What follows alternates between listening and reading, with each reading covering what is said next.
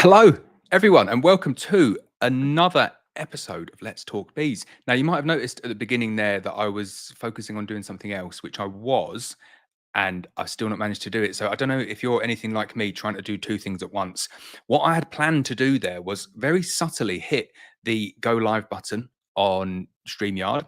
And then without anybody noticing, I was going over to Instagram to hit the go live button on there because you have to do it separately for Instagram. And as soon as I hit the first one, my mind froze.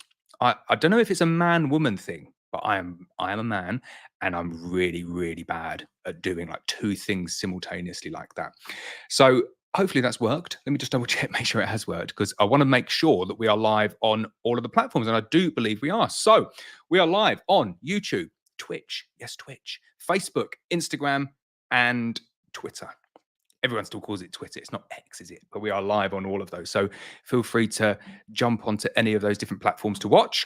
It's just me talking about bees as normal. I do have the extra screen up, and prize to anyone who can guess what that is. There's no real prize. That's me. Not drawn by me, but my drawing's not that much better than this. That is me. That's my daughter, youngest daughter. And these are apparently my legs. So I think, I'm not sure what's going on there, but that is a picture drawn by my daughter. So we'll probably rub that out now. Not strictly accurate or relevant for a beekeeping podcast. Someone made a very good point last week, which was love the whiteboard, really like the whiteboard, but doesn't really work for a podcast because I'm just listening to it in the car and you're drawing stuff. So I'm going to try my best today to visualize, speak the whiteboard as best as I possibly can as well, which I kind of guess means that I don't need the whiteboard, but I like the whiteboard. I really do like the whiteboard. Right, let's get on with it then. I think there's a few questions that have already come through. Stick your comments in there. I will make sure that every single comment does get answered. We might speed up a little bit towards the end. I have got a cup of, what have I got today? A Pucker nighttime blend. That is actually what it's called. And I've got some water as well. Proper old man.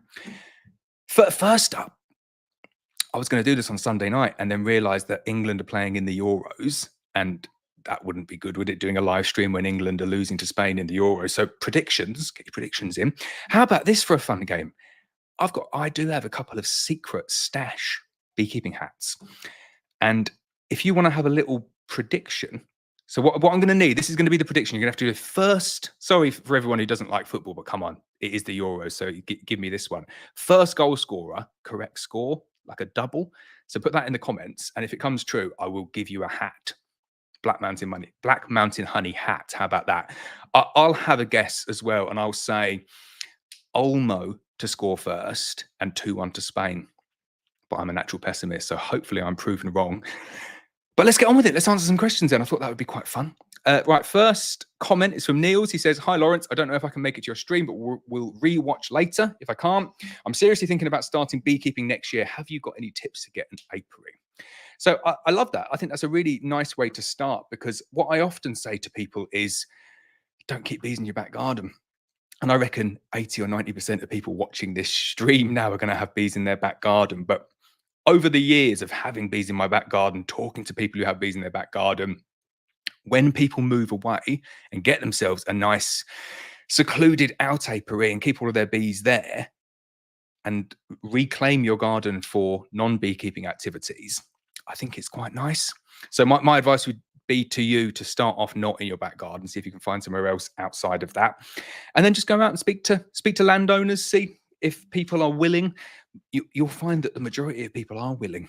If they've got a bit of land, or you've got a farmer nearby, and you just say to them, "Can I have a little plot of land?" Just, it's only small. An apiary only needs to be like 5 meters by 4 meters or something tiny. It can be a little scrubby piece of land in the corner. As long as it's got good access, that's my prerequisite now, then it's pretty easy to get an apiary. I was at one of my apiaries today doing some videos in the rain. We'll talk about the weather. But the farmer came by, and he's great. He's so good, the farmer. So I was going to build a little bridge through to it.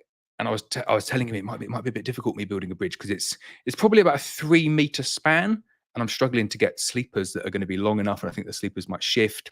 And he said, "Oh no, that's fine. He said, I need to clear out that gully, so I'm going to have to get the digger in there. So what I'll do is I'll just clear it all out. I'll stick loads of soil into the gully for you. I'll stick a couple of pipes through. We'll make like a culvert, and then we'll just pack it down with with gravel, and then you can just walk straight over. And I'll cut the fence for you here. Put a couple of posts in, cut the fence, and I've got a gate that you can put on. You just tie the gate on. And I was like, yeah, sounds good. Thanks very much. That sounds absolutely brilliant. So that is the plan for the winter. I'm very excited about that. But farmers are great. So just find a nice local farmer, preferably doing something. They've got a lot of wildflower schemes going on at the moment, and they're apparently in England, they're making some serious cash from it as well. So they like their green credentials, especially if they're getting paid for it. But they would like to have some bees taking advantage of all of the wildflower crops that are going on there. Okay, there we go. Calder Spa says, good job, I checked. I didn't see anything on your Facebook page. So yeah, I forgot to put out the notices. Sorry about that. But I am here. You can set your watch to me every other week at 8:30-ish. Kind of sometimes it's 8, sometimes it's 8:30. So maybe don't set your clocks to it, because it's not that guaranteed, but it is guaranteed to be every other week. And we've done that now for maybe like 4 months, I'd say. A notice as well, an intended notice of reduction of streaming frequency. So in the off season, I'm not going to do this every other week, because I don't think people are going to have as many questions. So in the off season, I will do it once a month. Hopefully that's okay. Ben Davis says, hi Laurence, I hope you're well. I have missed that bit. I've jumped to the bottom. Sorry, that wasn't just it. There was more. Let me go back up. He says, I have had your queen for about 3 weeks now, but the bees seem like they haven't calmed down noticeably. They still try and sting me often when inspecting. One stung my dad the other day after the inspection. Can you suggest any ways I can make them calmer? I've tried washing my bee suit and gloves, but that has not seemed to work. So when you kill a queen, if you've got an angry colony and you kill the queen and you put a new queen in, if you assume that queen starts laying the second that she comes out of the cage, you are not going to have a single daughter of that queen emerge for at least 3 weeks. And in real life, you're probably talking a week and a half before she starts laying. So you're talking 4 weeks from her coming out of the cage to there being one of her daughters in the colony. So in the first 4 weeks, you're not going to see any difference whatsoever. It's going to be 0% difference. After that, you're going to start seeing incredibly gradual difference, because you're going to have the first bee emerge, and then the first 10 bees emerge, and then the first 100 bees out of 20, 30, 40,000 bees. So I say to people, you're not going to see any difference within the first month. You're going to see very, very little difference within the first 3 months. When you will notice a huge difference is the middle of April next year. Because at the middle of April next year, every single bee that is in that colony is the daughter of the queen. And that's the only time that you can really start to judge it. So in the meantime, I would just say, don't do that many inspections. That's probably how I would deal with a colony like that. It's getting on now. We're weeks past the solstice. If you're giving your bees sufficient space, unlikely that they're going to swarm. There is still I'm seeing swarm preps in some of my colonies at the moment. The swarming season definitely seems to be being pushed out to the right this year. So normally at this time, I'd say very, very unlikely to get a swarm. But personally, you do need to still go in and do the inspections, and I am inspecting. But if it's causing you real issues, maybe you could just give them an extra brood box, make sure there's tons of space in there, give them an extra super, and just leave them be. Take your honey crop off when you need to take the crop off, and then see what they're like next year. And you'll be amazed. The difference will be huge, but it's not that quick, unfortunately. Steve's Honeybee says, everyone please hit the like button. Excellent. Thanks, Steve. Did my job for me there. Joshua says, evening, Laurence. I hope you're well. I caught my first swarm on Thursday, appeared on my daughter's school grounds. They're in the poly nuke box, all I had, and they have started building in the feeder. Excellent. He says, I presume the queen managed to get into the feeder section before I got the lid on. I've removed the queen excluder. I presume all I can do now is wait for them to draw out the foundation, and for the queen, is there more? Yeah. To move out before I replace the excluder and remove all the wild comb. Yeah, so that it's annoying. That's a bit frustrating that she's gone straight in there and drawn comb in there. That is a little bit weird why they would do that. I know swarms do get a little bit. They're a bit weird and they go clustering up in places that they shouldn't. With the Payne's polynuke though, there is, like you say, there is the queen excluder bit in there. So in future, put the queen excluder on. What you don't have though, there's kind of like it's not a crucial piece of that box, but it is a component that would have made this slightly easier for you. There's a poly board that goes on. So when you put the poly board on, the queen can't get through if the queen excluder is there. So it's to stop her going into the syrup. But yeah, as long as the queen is still in there and they're drawing comb out, they will eventually get round to drawing out foundation and then do exactly what you said. I'm just seeing people putting through all of their score predictions now. This is good. I'm excited to see what people's score predictions are and whether you're all as pessimistic as I am. Joshua also said, hive inspections have been delayed due to lots of bad weather locally. So probably the time to talk about the shocking weather. I get genuinely, I don't want to say depressed because it's not depression, is it? But I get moody and a bit sad with the weather. Like I went to go and film today. It's 15 degrees and the bees are just like, yeah, miserable. And you get the niggly little viral diseases. You get a little bit of chalk brood. You get a little bit of sac brood. You get bees that are just not doing anything. You get bees that are, they're not even angry. They're just like, whatever. What's the point? Like the bees are depressed. The bees are genuinely depressed, and you get used to a level of build-up, and you get used to the bees doing a certain thing in kind of like 2 weeks or 4 weeks or 6 weeks, and you think, well, they will have filled that box and they'll have another box on, and you're just going into colonies and just like you've done nothing in 3 weeks. You have sat around and done nothing, and I can't exactly blame them, but it's just drizzle, constant drizzle. So I try not to moan too much about the weather. I know as a collective, beekeepers will be very miserable about the weather. So let's keep it positive, yeah. Denby Honey says, hi Laurence, looking forward to this. I've gone from 2 hives to 9 hives this year. My next project is to learn how to manage my hive numbers. How many supers would I need for 10 hives? So the number that I always go on is I'll get that right, 4. Where's the 4? There we go, 4. It is like minimum really that I would say that you need. And 4 is a minimum if you're going to do a spring and a summer extraction. Totally unrealistic for the UK to expect to get a spring and a summer crop. Okay, I'll stop with the negativeness now. Negativity. But 4, I can't get that right. 4 gives you the ability to take a decent spring crop. If you're getting more than 4 supers for a spring crop, you're doing really, really well. And then to take them off, extract them and put them back on, and hopefully get 4 supers of honey for your summer crop. It's quite ambitious, but in the best colonies, that is more than achievable in a good year. If you're just going to keep all of the honey on, I would say you're looking at 6 supers per colony. And I've had so many people message me this year. It's really nice, saying either they bought a nuke or they bought a queen early on in the year and this is my colony now. And it's been a rubbish year, but many people have messaged saying they're on double brood, they're on 6 or 7 supers full. And I'm got a situation here because I've not got anywhere near enough supers. So I'm having to do like my main crop extraction at the end of June and then put them back on and like to get more honey. So it depends on what your strategy is, but I'd say for spring and summer extraction, go for 4. If you're just doing one extraction, go for 6. And I wouldn't go for any less than that. John Sylvester says, good evening to you and your family, Laurence. I bought 2 of your F1 Buckfast queens from you a few minutes ago, as I've just had to put down my old queens today. Oh, well, thanks for the order, John. And sorry to hear that you've had to put your queens down. It is a bit depressing, killing queens. It's a bit sad, but it is a necessary evil. It really is, because if they're angry, then you're potentially saving someone's life from, being stung. I know that sounds maybe a bit far-fetched, but it is. You're increasing the enjoyment. But if your colony is failing, if there's a drone-laying queen in there, or there for any other way that the queen is failing, it's for the good of the colony. Kill the queen, get a new queen in, and it fixes it pretty quickly. Sophie Cowman says, hello, bees have no stores and nothing coming in due to rain, feeding 1-to-1, but more than 2 litre goes off quick, so feeding every 2 to 3 days. Can I switch to invert to save me having to feed the hive so often? So yeah, you could go to invert. You can feed, the rule that I use is that you can feed invert whenever you want. Early in the year, middle of the year, back end of the year, the bees will process invert really, really well whenever you want. All they'll do with it kind of at this point in the year is like water it down and just eat it. But you're getting more bang for your buck in terms of like the calorific content that's going in there, because there's more sugar, because of higher density. In the only real rule is that towards the end of the season, when you're feeding up for winter, don't use thin, light 1-to-1 syrup, because it gives the bees too much work to do too late on in the year, increases the moisture levels in the hive, and can cause issues with like dampness and condensation.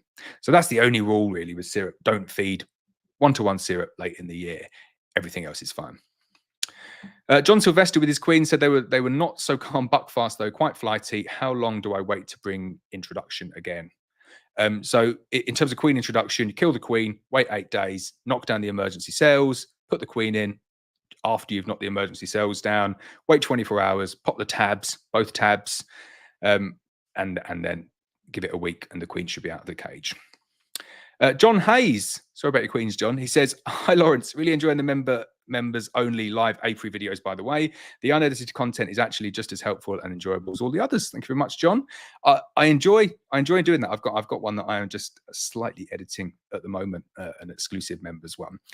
I enjoy doing them. I don't want people to get bored of me doing the same thing. So inspections are very iterative, and it's just the same beehives, the same me talking. So I do run out of things to talk about. So I'm trying to keep them a little bit more interesting. I spoke to a guy who comes and gets queens. I won't say his name, and he doesn't live that far away from me. And I said, should we do it in your apiary? I think that format would work loads better in somebody else's apiary, where I'm not like doing the bee inspections, but someone else is doing the inspection, and we can just like chat about their bees. Maybe they're angry, maybe they're brilliant, maybe they're local AMM and they're doing everything that they should be doing and they're really good. Maybe they're producing the most honey or the most extraordinary honey ever. Maybe they've got disease, maybe they've got Varroa issues, maybe there's something else going on there. I think that'd be really cool. And not in a like a forensic, oh, let's look at your bees way, but just in a let's kind of look around someone else's apiary and do an inspection there. And I think that would throw me a lot, like there'd be a lot more curveballs and things that I wasn't like ready for, put me on the spot a bit more, which would be cool. I'd be up for that. I just can't travel miles and miles. So this guy's perfect because he's only, like, I don't know, 15 miles away, something like that. So if you're within, I don't know, 30 miles of me and you're up for that, I'm definitely up for that. So let's do it. John says, "Oh, and what's the difference with the Queen's delivery and 48 hours choice?" Thanks. So that's the delivery service on the website. You do not understand the amount of difficulty that I have with the delivery service on the website and putting the options on. Basically, the difference is there is no difference. Whatever option you send, we will send them using the quickest, most expensive service that we can actually buy. But whenever I put that on there, people say, "Oh, that's a special guaranteed by 1 p.m. So if it doesn't get there by 1 p.m., I want my money back." And I say, I don't think so, because we've paid for that service, and Royal Mail make it impossible for us to claim the money back. So the wording now is called the Queen's delivery service, or the 48-hour one. And the reason I had to change it to 48 hours, it used to be called free 48-hour delivery. And people say, well, it's not free, is it? Because it's £9.50. And it's like, yeah, but it's supposed to be free for honey. And I basically tie myself up in knots, whichever way I go with the naming of the delivery services. So short answer, John, it doesn't make a difference. It costs £9.50 and we'll send them as quick as we possibly can. Aidan's here. How you doing, Aidan? Daniel, hello. John Beagrey, Mr. John Beagrey. Adam Goodall, loads of people. Soren Jensen, hello. James Camplin, is everyone saying hi? This is great. Marcus at Walker Bee Honey. David Pescott, hello. Dunny Bees, channel member. And there we go. Someone's actually answered a question as opposed to saying hello. I really enjoyed all of the hellos there. So hello, everyone. If you've got a shout out, put your name on. Gary Wheeler says, "Evening, Laurence. Love your new logo branding iron. Was it made locally to you?" So it was actually. It was made by a guy in Liverpool. I reached out when I started the Black Mountain Honey channel. I used to pester companies big time, properly pester them, and way too much. Like I was probably, I had like 200 subscribers. And I said, well, will you send me a free so-and-so? And they all came back and said, no chance. Who do you think you are? And looking back, I was like, okay, no, that's probably right. So I stopped doing that because it was quite embarrassing, like asking for stuff, and just 98% of the time you wouldn't get a reply. And then 2% of the time you'd get a reply saying, no chance. So I stopped doing it because it was really embarrassing. And looking back on it, you think, yeah, that was really cringe. What was I doing? But I like to collaborate with other companies. And I think collaborations are like really good. So with this branding iron, like I don't want a freebie. I'll pay for the branding iron. But I said to the company, I chose a relatively local company, so it's based in Liverpool, and I sent them a message saying, "Do you want to do like a collaboration on my branding iron? So here's the deal. Here's what I'm offering you. I'll pay for it, fully pay for it." And just all you have to do is just, as you're making it, because you've got to make it anyway, as you're making it, just like film a couple of bits, send them to me, and I'll integrate it into my video, and then we'll do like collaboration on YouTube or something like that. And I thought that was a pretty good and a pretty fair deal. So they're the kind of things that I'll go for now. And I just didn't get back. Didn't get back at all. Wasn't interested apparently. But I thought that was a fair deal, and I thought that let me know if what I was asking for there was unreasonable. I didn't think it was, because I thought, well, I'm paying for it, and then like he's going to get some visibility, and some people are going to probably want to buy branding irons. But I get something out of it because I get like a little slightly cooler bit of personalization in the video, because I thought the way that he made it would be cool, and you can see by the way he made it, it would have been really cool. But just didn't get back to me. But he made it. But forget that. It was a cool branding iron, and it's made really, really well. I did a full video of it today, branding up some wood, which went well, and branding up some poly with mixed results. It works on the poly, but if you do it really lightly, that's the way that I'm going to do it on the poly. Just you get like a faint branding in the poly. It looks nice, but very subtle. If you go in too hard, it just mushes everything, and you just wreck it. So I'll have to paint back over the ones that I mushed. But if you go, you can basically get it on the painted poly, where you put the brand on for the perfect amount of time and then take it off. And then if you peel the brand away, so like on the logo bit there, it's just perfect. And you get this effect that is fully painted, and then you get like the white poly underneath, like really crisp.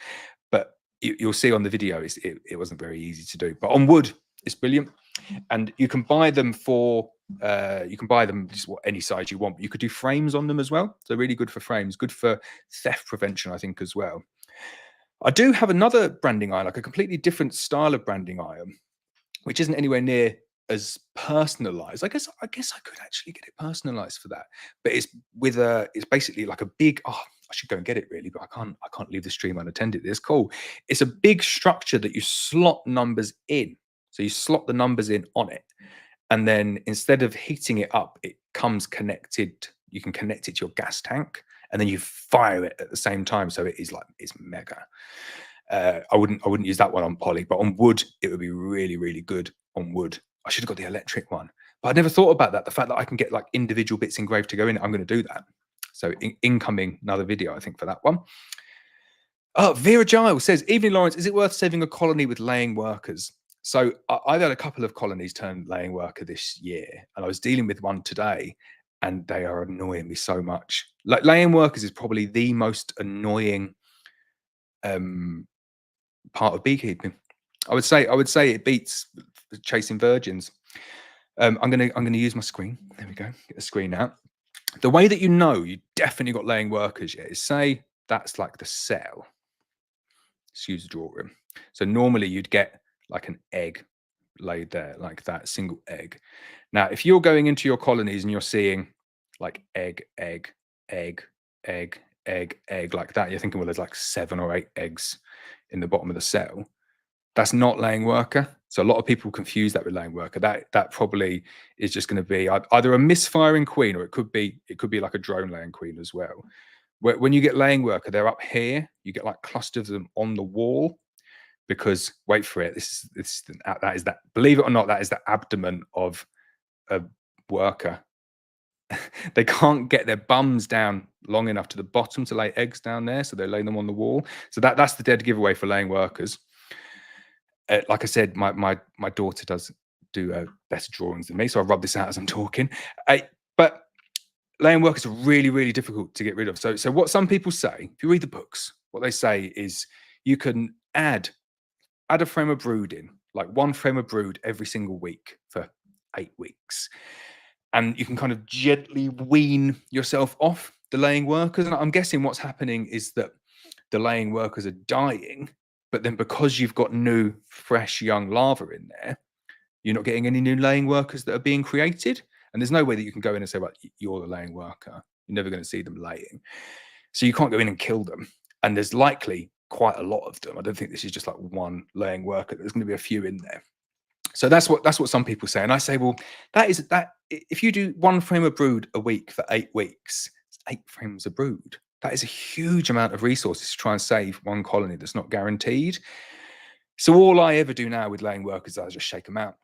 But you need to shake them. You can't shake them out directly where they are, because the laying workers will come back. And here's the bit that there's slight conjecture on this, and I'm not 100% sure what happened. So the, what they say from then on is you're supposed to take the colony 20 or 30 meters away and shake them out 20 or 30 meters away. Obviously, remove the beehive from its original location, remove the stand.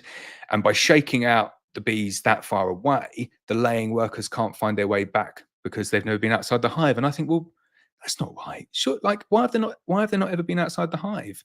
Surely they will have orientated, unless they're incredibly young bees that have never been out that are turning laying worker. And I don't think they are. I think they're older bees. So I think the laying workers will find their way back.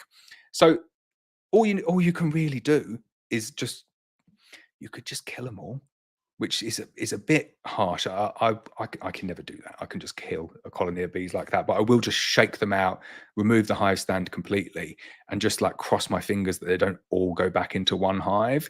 Because I think as they go back into a queen right hive, if any laying workers start saying, "Come on, I'm the queen," they just kill her. They'll just kill all of the individual laying workers as they go into the hives. And so I've done that. I did that last week or the week before, and I've gone back in and checked the colony, and so I shook them out, and most of them have gone back into one colony. And I went back in there today, and there's laying workers in there. I'm just like, oh, jeez, that's really, really annoying. So what am I going to do now? I'm not 100% sure what I'm going to do now, because it's taken over one colony and wrecked that colony. But that's never happened to me before. So I do think that's an anomaly. I don't think that's going to happen to most people. I think if you've got like a big bank of six to 8 hives that they can all share the laying workers with, I don't think you'll have much of an issue with that. But that was, frustrating one for me. But is it worth saving a colony with laying workers? It depends on the colony. If it's a relatively small colony and you've not had capped worker brood in there for ages, and the bees are all pretty old, there's not much value in the bees that you've got there. They're all going to be dead within a few weeks anyway. So maybe the best thing is just to seal them up. It certainly saves any complications with all of your other colonies, but it's not nice to do that, is it?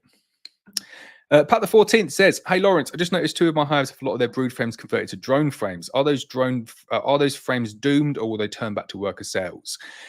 So they're not necessarily doomed. I have seen them rework drone back into worker, and they will do it if they're desperate.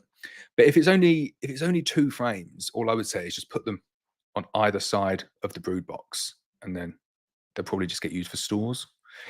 And then it doesn't really make a massive difference if they're using it for stores. Probably get a slightly larger amount of honey in there than if it was worker based. I don't think by a huge amount, but people do use drone comb in the supers, so it would probably work. But failing that, scrape them back down to the midrib. That will work. Scrape them back down, and then they'll rework them, checkerboard them. It's probably the way forward. Or Cub Rider knows how to put a smile on my face. Sound and picture is great. Well, I have upgraded to 1080p. Someone who it made me laugh. Just me going on about the resolution. People saying we don't care about the resolution. It's like, I care about the resolution. It needs to look at least half decent. So I'm glad it's good. Glad the mic's holding up. Hollow Oak Stores says, "Hello from East Devon. Looking forward to receiving our queen on Friday. Looking forward to sending it out as well." Oh, here we go. We've got the people coming through. That's a very general prediction there, Denby Honey. Spain. You got to be more accurate than that. Fast Rider says, "Hi Laurence." Right, John Hayes. "How do I combine 3 colonies? Is it just as simple as putting the 3 nuke frames into one hive?" So it can be pretty simple. Are they? If they're all like failing colonies that you're looking to merge because maybe like the virgins haven't gone out and mated, just kill all the virgins, make them all queenless. They don't even need to be hopelessly queenless to do this. Just make them queenless, and then just put them all together. And the rules say 2 colonies will fight, 3 colonies won't fight. I've merged 2 colonies loads and they don't fight. So it's not these rules. Who writes all of these rules? These beekeeping rules that get passed down. But that is what it says. 2 colonies will fight, 3 colonies won't fight. But just make them all queenless, and then put them all together, and then stick in a new queen, and it should be good. Oh, I like Marcus's prediction. First goal Saka, England 2-0. I'd take that. That'd be great. Thomas says, "Hi Lawrence, I have 3 nukes of buckfast bees that I bought from a local beekeeper from my beekeeping association. I'm just wondering what is the best way to clean wooden hives." So if like without the bees in them, cleaning wooden hives is loads easier than cleaning poly. So cleaning wooden hives, super simple. Get yourself like a big trough. I tell you what's good. I tell you what I did this in the other day and it worked really, really well. A wheelbarrow. So get a wheelbarrow and then get a couple of bits of wood and build yourself like a frame. So you can put, and this can just be like, got my drawing and I can do my drawing. Right. So imagine this is like the top of a wheelbarrow like that. Who on earth has a wheelbarrow like that? But anyway, just get 2 bits of wood and put it over like that. That's like my jig. And then you just get your brood box and put your brood box over like that. So the reason that you need something like that is that you're going to get your hive tool, and it's better to do this in winter because the propolis doesn't smear anywhere near as much, but you can do it in the summer as well. But do it on like cold days in the winter and the propolis goes incredibly brittle. And then you just get a hive tool out and you scrape the box from top to bottom, scrape off absolutely everything you can. If you've got a way of sharpening your hive tool first, or you can use a hive tool that's like, get it nice and sharp as you can get it. Not like for cutting knives, but so it's got a nice edge. You don't really want to do it with a blunt hive tool. So a new hive tool would be good to do this. Scrape it all over from top to bottom and then get the blowtorch out. And I had loads of people saying to me, "Oh man, you blowtorch your box is way too much." And you know what? I definitely don't, because if you're burning the wood, so you're turning the wood from wood into ash, you're doing it too much. But if you're just getting them black as they can be, then you're not really like burning any of the wood, and you are actually getting those additional benefits like the Shusugi ban of additional like in terms of preservation of the wood. So and then once you've scraped it all down, you just get the blowtorch and just burn it. And my rule is always, you basically want to set it on fire without setting it on fire. So setting it on fire -1, and that's about as much as I go. The MBU says you want to just add a mild shade of color. I'd just like to go a little bit more, but you could, as long as you're getting in and getting into all the crevices, you should keep it nice and clean. And then you just do that on every single piece of wooden equipment that you've got. I find burning boxes, like scorching boxes like that and scraping them down, really therapeutic. I think it's a nice activity to do, especially well, it's nice in the summer, but in the winter, on like a dry day in the winter, just sitting yourself down and scratching off all the stuff and burning. It's nice and it feels nice. Bleaching poly boxes is hell. I hate bleaching poly boxes. It is not a fun job at all. The other thing I didn't really mention about here is obviously you're putting it on the wheelbarrow, so you're not just scraping the rubbish onto the floor, because then that creates its own issues as well. So just burn that or chuck it all on the fire at the end of the day. You should be good to go.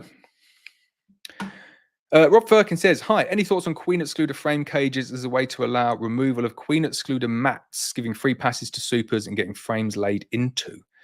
I have to read that one again, Rob. So any thoughts on queen excluder frame cages as a way to allow removal of queen excluder mats? Oh, I guess you mean just like normal queen excluders, giving free passage to supers and getting frames laid into. I guess so, but I don't have any issues with queen excluders at all. It's I get a lot of people say to me, "Oh, the bees won't draw out the frames in the super. Must be something wrong with the queen excluder." And it's not the queen excluder. There's nothing wrong with the queen excluder. It's just not enough bees yet. And they all come back after kind of 4 to 6 weeks, and they're like, "Yeah, I got like 3 supers of honey now." It just takes time. It's like watching the kettle. Never boils when you watch it, and then you leave it. Oh my God, someone stole my prediction there. Denby Honey, you stole. That was my prediction. You definitely don't win a hat from stealing my prediction. Almo to score first, then 2-1 to Spain. Definitely a third go now. Good evening, Terry. Oh, I like James. Almo to first goal, England win on penalties. Right, I'm not reading out any more predictions, but if you get it right, you've got to come back and find your comment, and I'll send you a hat. Danny B says, "My F1 buckfast queen I bought is doing amazing. Quick update on the Nucci hive. The colony is doing amazing, up to 16 frames of bees, and I have taken 4 donor frames. This is my favorite hive to work." It's funny you say that. I got so much stick about doing a video on a beehive. You can't make up some of the comments that I get on YouTube saying it's just disgusting. Like, you're clearly getting paid to promote someone's product. I can't believe you stoop so low. And I think, well, whoa, hang on, just doing a video about a beehive, telling it like it is. I'm not paid for it. Okay, he has sent me the hive for free, which I said at the beginning of the video. This guy sent me this hive for free. Let's have a look at it. It's pretty cool, and it was pretty cool. Do you not want me to do videos on like new products? Should just do no product videos. I like product videos. I think they're cool. The best thing about the Nucci hive, and the Nucci hive guy is going to hate me for saying this, is the flat roof. And it's the bit that everybody slated in the video, saying, flat roofs, what are you doing? You need a pitch roof to run the water off. And the reason that I love the flat roof is because it gives me a table in the apiary. Brilliant. Like a proper big flat table to put stuff on. It's like simple things keep me happy. But I do like the Nucci hive because it's a nice flat table. But it is cool. It does look good as well. Right, I'm just running through people's predictions. Right, Andrew Rogers, channel member, says, I made a split into a nuke Thursday. Is it possible it could get big enough to fill a national brew box this year? So depending on the split, if it's a 6-frame split filling a nuke now, I'd be very, very surprised if it stayed that small. So it will fill a nuke box. Even you could do a 2-frame split now. 2 frames of brood, 1 frame of stores, and a good shake of bees, and they'd easily fill the 6-frame nuke up before the end of the year. So a nuke at this point in the year would definitely fill a normal hive up. JK Photography, hello. Oh, I like this one. David says, click the like button. It's free. Thank you, David. Jurassic Bees says, noticed your licensed Langstroth hives, you use the plastic vented plugs rather than the poly plugs. Just wonder what the 2 types of plug are for. A very astute observation, and the only reason I'm using them is because I got up there and I forgot to bring the poly plugs with me. That's it. Simple as that. So don't read into that at all. The 2 plugs are for one's the proper one that you should use 100% of the time, and one is the one that you should just chuck in the bin and never use.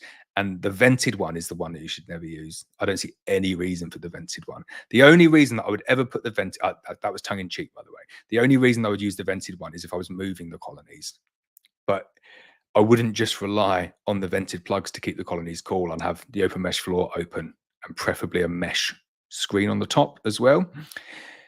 I'm not a fan of any of those vents. I'm a fan of the holes. I'm a fan of being able to take the plugs out and like let them fly in and fly out. I think that's really useful, but I'm not a fan of the vents. So I just use the solid ones, and it's a good reminder because I'm going back up there tomorrow.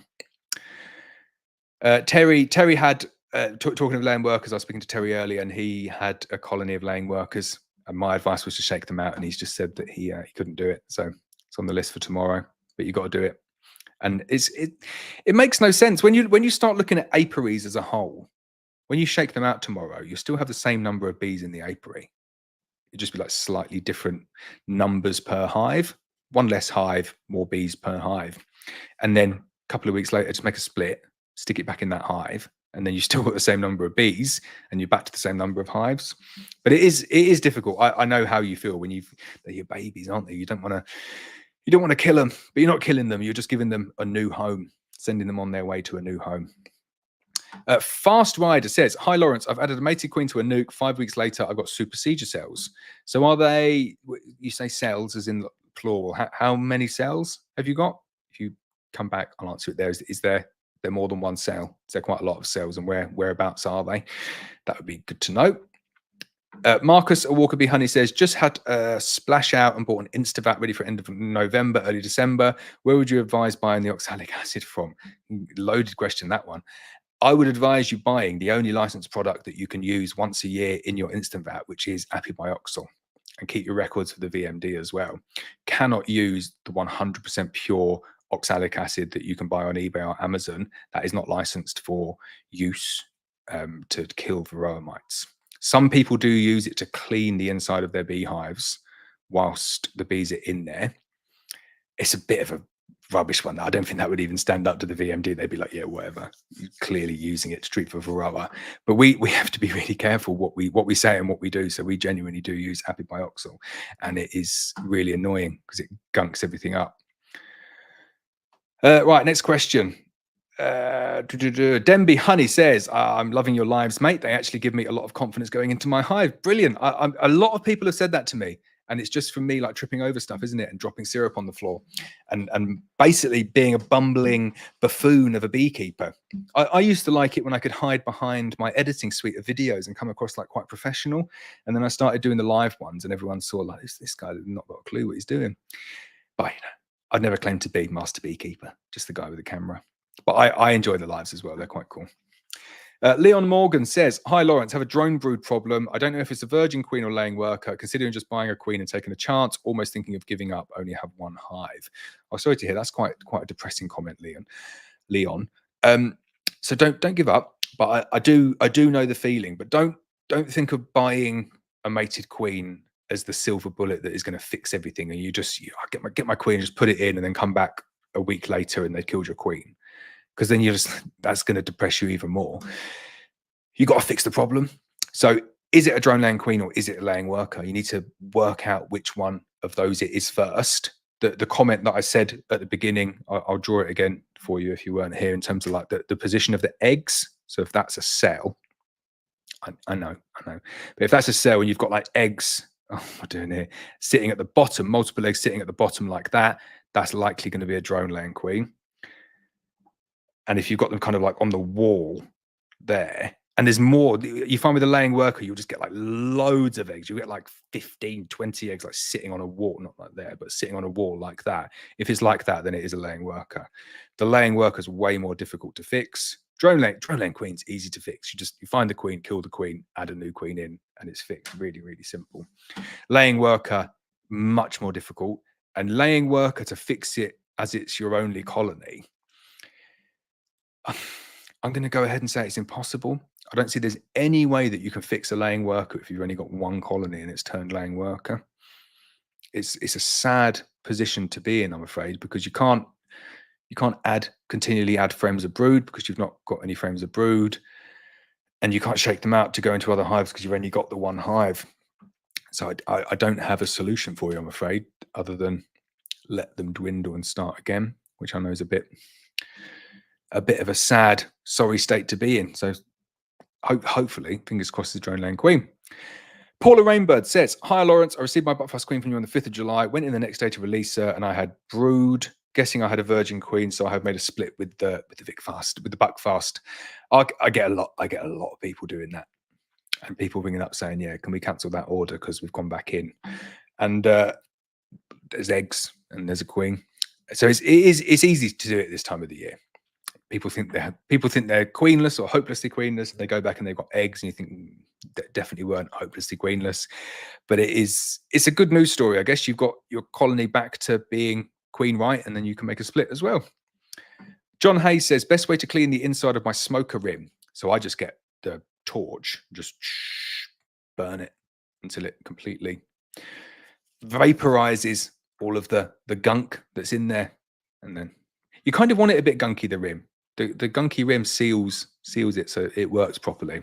But if you can't close it, then get a blowtorch on it. Right, a few more predictions there. Right, Ben Davis says, the bees have filled the top super, but not fully yet. I've quickly ordered a super from a bellow, so hopefully it comes in time before they run out of space and try to swarm. Definitely get it in there as soon as possible. That is the only way that bees will swarm. The only way that is the beekeeper's fault, I guess, at this point in the year, is if they hit the roof. Never let the bees hit the roof at any point in the year. Surefire way to get them to swarm. Evening, Chrissy. How's it going? Lynette says, evening, Laurence. I don't have a clue about football, especially names, but I think Spain will win 3-1. Okay. I started reading that, not realizing it was about football. Sorry, I said I wouldn't do it anymore. I think you're probably not far wrong, though. Sorry, John, I'm guessing you're answering someone else there. I'll jump back. Right. RJ says, hey, Laurence, why don't you comment on the aerosol spraying being done by the government? You must see it daily. It's ruining the weather and the season. Cheers, pal. So I'm not sure. Aerosol spraying, what are they doing? We talking the ones that come out the back of planes or the cloud seeding? I'm not one for conspiracy theories. I don't know.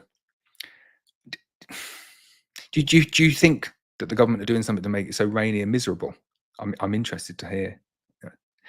Let's see what it is. Right, Mem Mustafa says, hope all is well. Laurence got a couple of hives where the queen stopped laying, no eggs, no larva, and didn't see the queen. Is it down to the weather that she stopped laying? I guess so. Or either that or it's a missed swarm. And it is easy to miss a swarm, but I don't think you've missed a swarm. So I've got a few colonies where they stopped again. And they're just thinking, well, what's the point? You can almost hear it when you open up the colony. There's like, no, just it's supposed to be sunny. It's supposed to be in the middle of summer, like the best part of the year. And I drive on the way to school, dropping off my daughter. There's this hedgerow, and you have never seen anything like it. It is white with buds on the bramble. Like you've just, I cannot get over how much bramble is out. And like you walk past it, and there's just nothing on it. Like nothing, not a single insect on it, because it is just too cold. And that is annoying, because it would be, I think if, when it started getting sunny again, we had the really cold start and then it started getting sunny. I think if it had carried on being sunny, we'd have been on for some of the best yields ever, because of the condition of the plants and the fact that the plants were primed to go into it. I think it would have like turbocharged them a bit. And then it's just cold again. It's not been too bad today. I know I posted, didn't I, saying it was going to be sunny today, and it wasn't too bad, but it was just cold. It was cold. It was a bit windy. It was not good. Steve's Honeybee says, had some queens from you a few weeks ago. One colony was very weak and the queen started laying. Expected 2 days ago, the colony was very weak. Queen had disappeared. Would she abscond if they are too weak? So yes, definitely. Or she might die if they're too weak as well. So the queen's very much dependent on the nurse bees in the colony to feed her, to keep her in good condition. Unless it's an emergency, she won't go off and feed herself. And, you know, she doesn't really eat honey. She eats royal jelly, exclusively royal jelly.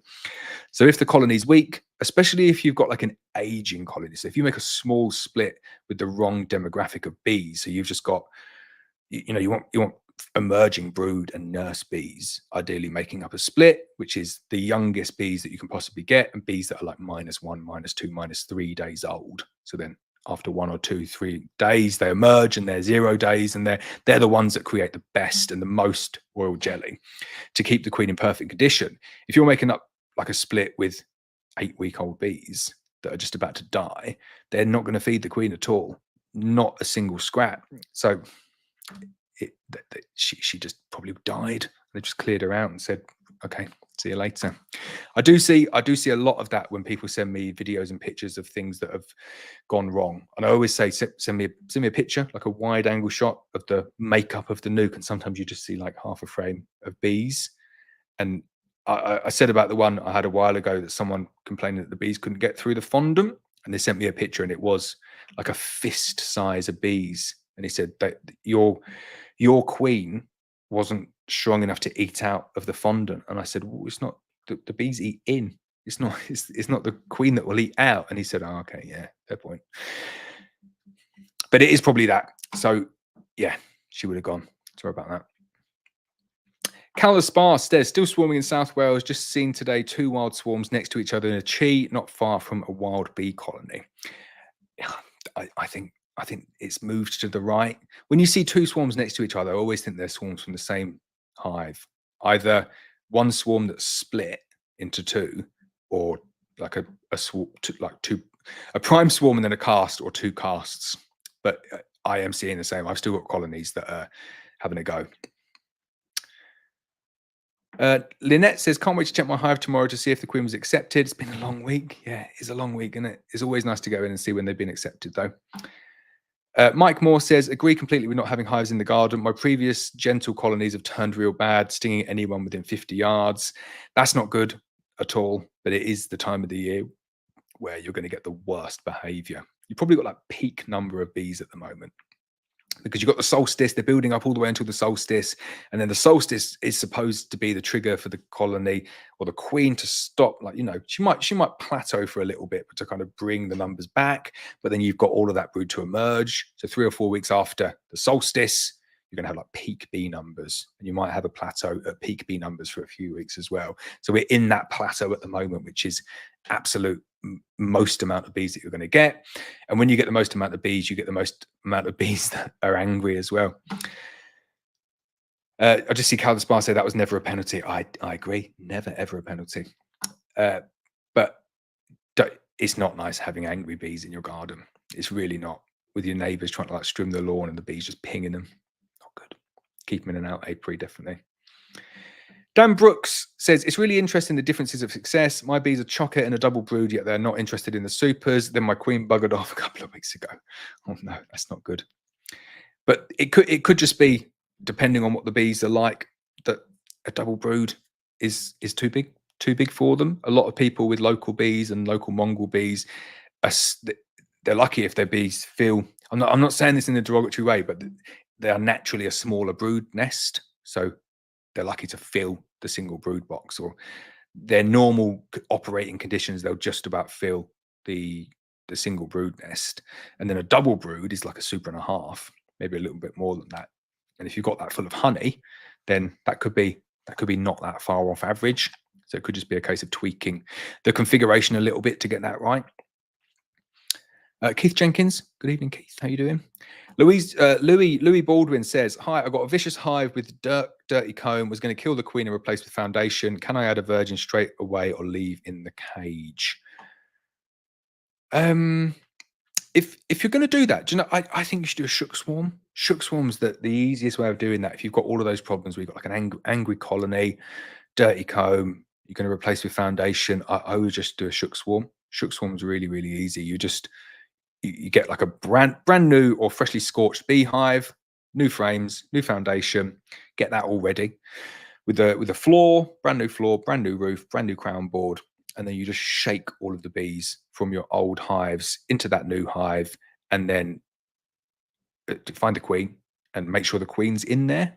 And then if you can, put a queen excluder on the front of the hive to make sure that she can't leave, and then just leave them in there for a few days, 2 or 3 days without feeding, and then get the feeder on. That is what I would do. And you can merge that into like a requeening process at the same time. So you could kill the queen, shake them in, add a new queen at the same time, and then the new queen's pheromones will keep them there. I would give that a go. Michael Menino, good afternoon from New Hampshire, USA. Hi, Michael. Still working my way through your honey. I've got lots of honey, but I do like yours. It's nice.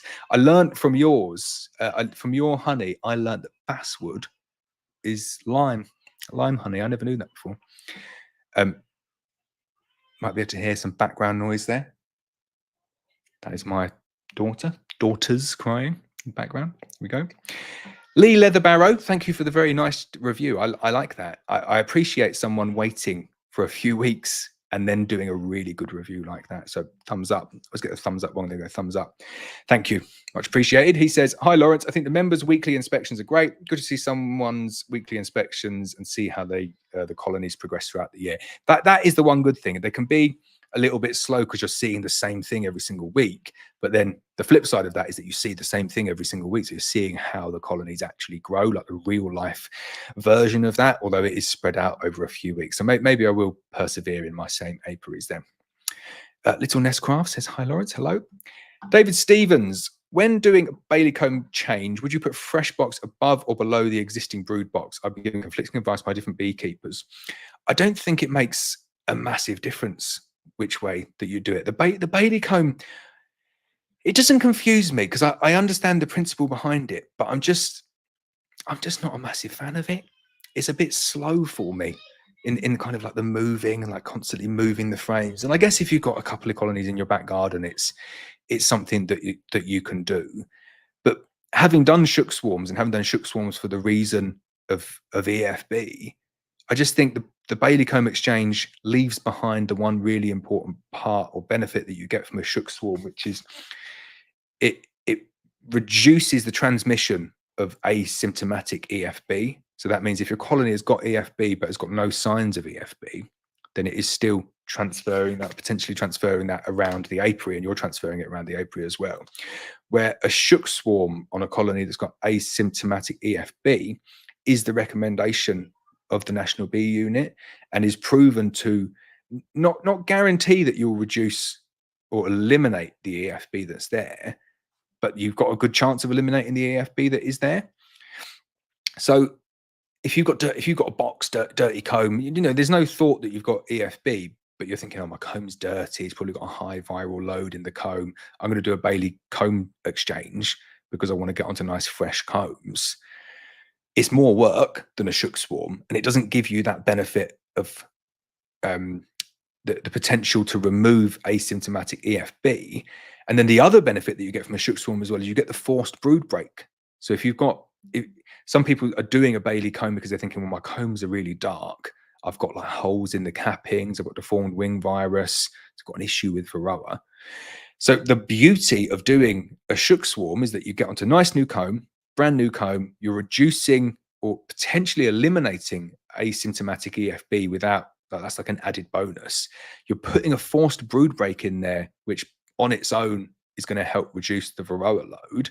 But then like the perfect cherry on the icing on the cake is that because you've got that forced brood break, you can zap them with some oxalic acid and get the best drop that you're going to get because there's no Varroa in any of the capped brood.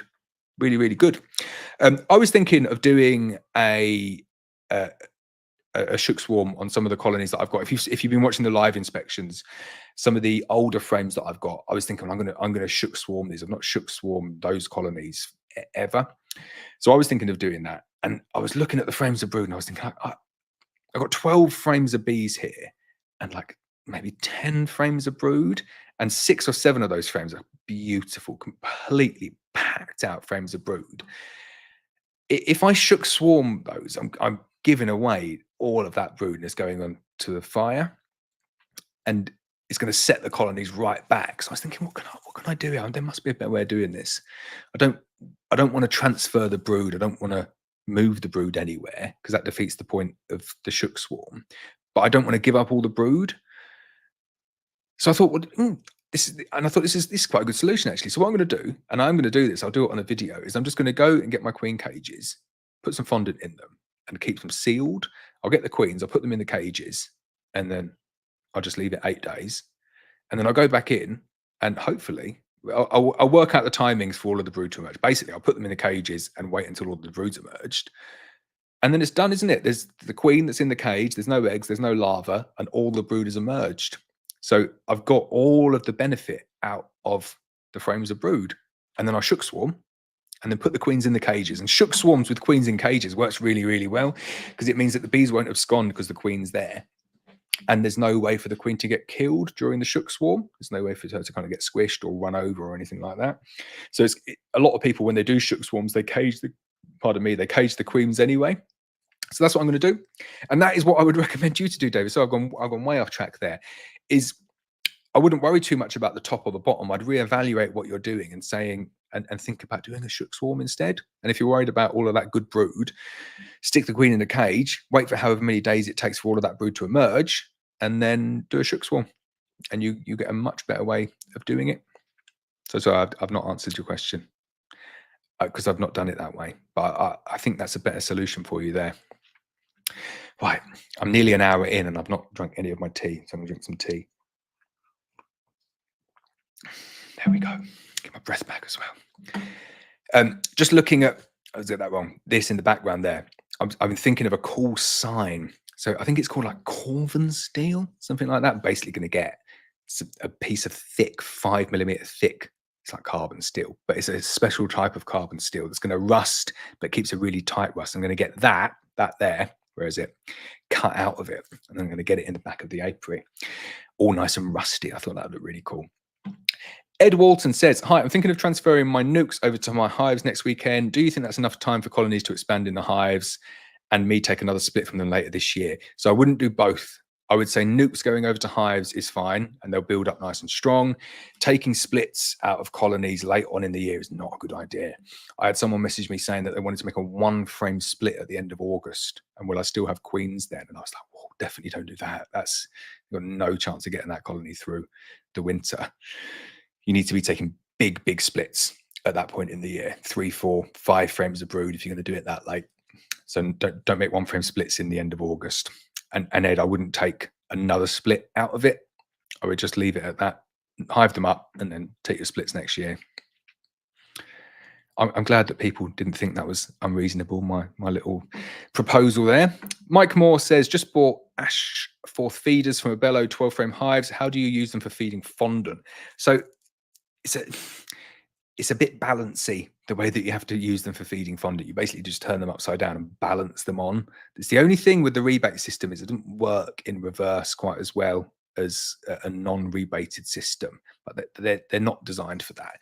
You can use them, just take the metal out and let the bees go up there, but it doesn't really work in winter because the bees won't go around corners like that to find the fondant. I rarely feed my bees fondant. I find if you feed them enough syrup, get them really nice and heavy, you don't really have to feed them fondant. And then you can feed syrup a lot earlier in the year than people tell you. You can start feeding the bees syrup, invert syrup, I don't know, mid to end of Feb. So there's not that many months in between the late season feeding to the early season feeding. But the Ashforth feeders, the 12 frame rebated ones, they don't sit perfectly. You can do it though. It just doesn't look very tidy, but just flip them upside down is the only way to really do it. Hollow Oak Store says, any advice on cut comb once it's out the hive? Can it be kept in the freezer until needed? Can it be refrigerated once defrosted? Any advice welcome. So the only way to really keep it is in the freezer. I say we keep ours, keep it in the freezer, and it will keep for like a good couple of years. You can still granulate in the freezer and will granulate in the freezer, but it's way, way slower than leaving it just out. And obviously, if you just leave it just out, it will granulate pretty quick. Stevie Boy says, evening all, hello. Peter says, hi Laurence, I've tried hard to prevent swarms this year, but had one a few days ago from a nuke I only made up in May. Wasn't expecting that. I'm sorry to hear that. I don't think it's been a particularly swarmy year this year, though. They're definitely below average, but they're making up for it now.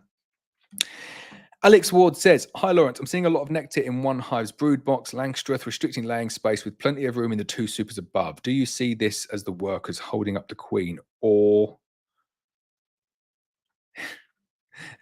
way down, the queen slowing down laying causing the issue? I don't think it's the workers. I think it's going to be more of a queen issue, that one. You generally find that when the bees swarm. So the bees swarm, queen goes, leave behind queen cells, you've got virgins, and then the brood box is just chocker full of nectar. And then when you get a new queen mated, they start moving it all back upstairs in anticipation of the queen laying or laying more. But I've not often had that, in a colony that is like properly queen-white with a decent queen. So maybe it is just the nest will be contracting now, though. You'll start to see them going in now and happening at like quite a rapid rate. There's not as much brood in there, and it'll just get less and less. The only exception to that is if you've got like little splits, then you're feeding. So if you've got like a 2 or 3 frame split and you're feeding it up, you'll start to see more and more brood and an expanding brood nest. But on full size colonies, you will see them going back down. But if we're talking like 8 out of 10 frames that are fully nectar, then there's definitely something going wrong there. If you've got plenty of room in the supers above, I don't see it as the workers holding up the queen. I see it probably as an issue with the queen, and the queen's not able to lay that much, so the bees aren't moving stuff. So I'd have a look at the queen, see if she's okay. Cal the Spar says, I get free stuff sent to me to review on my YouTube channel all the time. Companies are always messaging me. At the end of the day, it's free advertising for them. Exactly. I think they get a pretty good deal. Some of the free stuff being sent through, they get a nice little video, don't they, made? Hollow Oak Stores says, oh, and there is a massive gap in the market for non-plastic cut comb containers. We are going to try food-safe metal tins with windows. Yeah, there is a big... I've seen those food-safe metal tins. They're good. They're like aluminium tins, and then they're sprayed with a food-grade, like non-rust. I know aluminium doesn't rust, but it does... What's the word? What does aluminium do that isn't rust? It does something... Corrode. There you go. It does corrode. So it's sprayed with like a food-grade lubricant or non-corrosive something or other. But they're good. I like the metal tins. I think they're loads better than metal tins, and you can use them for something afterwards. But there is, I don't know if there's a gap in the market, because I think the metal tins fill the gap in the market, but they're quite expensive. So then people just go with the cheaper plastic ones, but they don't look nice, the plastic ones. Marie says, hello from Sweden. Hello. How can I give my bees more space in the hive when I don't have more supers or brood boxes?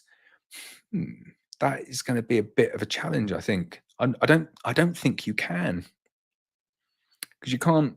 No, you just need to get more supers or more brood boxes. I'm trying to think outside the box. Excuse the pun, but like you could remove the roof, but then it's just going to rain into it. And you can try and give them space outside of the boxes, you know, thinking outside the box, but they're just going to get wet. So I don't think it. Well, I think you're just going to have to get some more supers or brood boxes. Sorry, that is a real cop out answer, but I don't think there is a fix for that. And I think the fix of getting more supers or brood boxes is pretty easy one. So just have to get some more.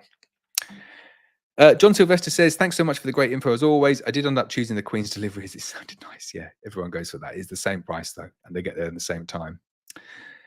Stealth says, evening Laurence, had 2 queens from you a couple of weeks ago. 1 hive introduced fine, queen spotted. 2nd hive, massive roar upon opening. This was requeened because aggressive. Is there more? Yeah. Been over the 4 frames now and couldn't spot any eggs or the queen. When do I assume a failed introduction, and when should I check again and consider a 2nd queen? So I've had colonies where you go in and you know they're not happy, and you've introduced a queen and you can't find the queen, you don't see eggs. And if you can't find the queen and you don't see eggs, I always think it's a failed introduction and always treat it as a failed introduction, like the first time. But I'll have it. So I've gone up today. I've basically got a colony that's had that today. So I'm going back up there tomorrow with another queen. But I've had it loads of times in the past where I go back up the 2nd day and I find the queen. So just because you've not found her first time doesn't mean she's not there. And just because there's no eggs in there doesn't mean she's not there either. So I'd give it a week. Give it like 2 or 3 inspections. If you can't find her after 2 or 3 inspections with a big green dot on her back, then I don't reckon she's in there. But I wouldn't do that after the first one, especially if it's that you've got like a big aggressive roar. So there's probably a lot of bees in there. She could be anywhere. And I did a video the other day, a live stream one with the splodge queen that I've affectionately named Splodge. Now I've got two queens named Splodge, and I opened up no queen, emergency cells that I'd missed or got the timings wrong, and I thought, oh, it's annoying, failed introduction, and then looked on the floor and they were balling her. I managed to get them off. Whenever they're balling a queen, I always manage to get them off. She's never dead, and there you go, Splodge at the bottom of the floor, just being trampled on by everyone. And I put her back in the cage. You would have seen the video, but you've not seen the outcome of the video yet. I'll give it away. So I got her, put her in a cage, put some honey from that colony in the cage with a bit of wax, and put her back in for a reintroduction. And then I've gone back in a couple of days later, and she's out now, walking around on the frame. Shocking queen, like absolutely covered in paint. One of the ones that we got sent that we couldn't send out, but it worked. But I'd give it a week. Give it a week, and if there's no eggs and there's no queen after a week and a few inspections, I would requeen again. Right, who's next? Denby Honey. Denby Honey says, hi Laurence, I bought an overwintered nuke from a Welsh YouTuber that does a lot of YouTube content. They turned out to be the worst, nastiest bees that we've ever had. Should have went with Black Mountain Honey. Oh no. Yeah. Okay, it's not ideal. What we pride ourselves on at Black Mountain Honey is the calmest bees that you can possibly get. But I've had a couple of people message me saying we bought nukes off you and they're horrible. And all I would say is we'll fix the problem. If that happens to us, like, we'll fix the problem. And I'm sure the person that you're talking about would fix the problem as well. He's a very reasonable person and he is excellent with his customer service. So I know he would back that up.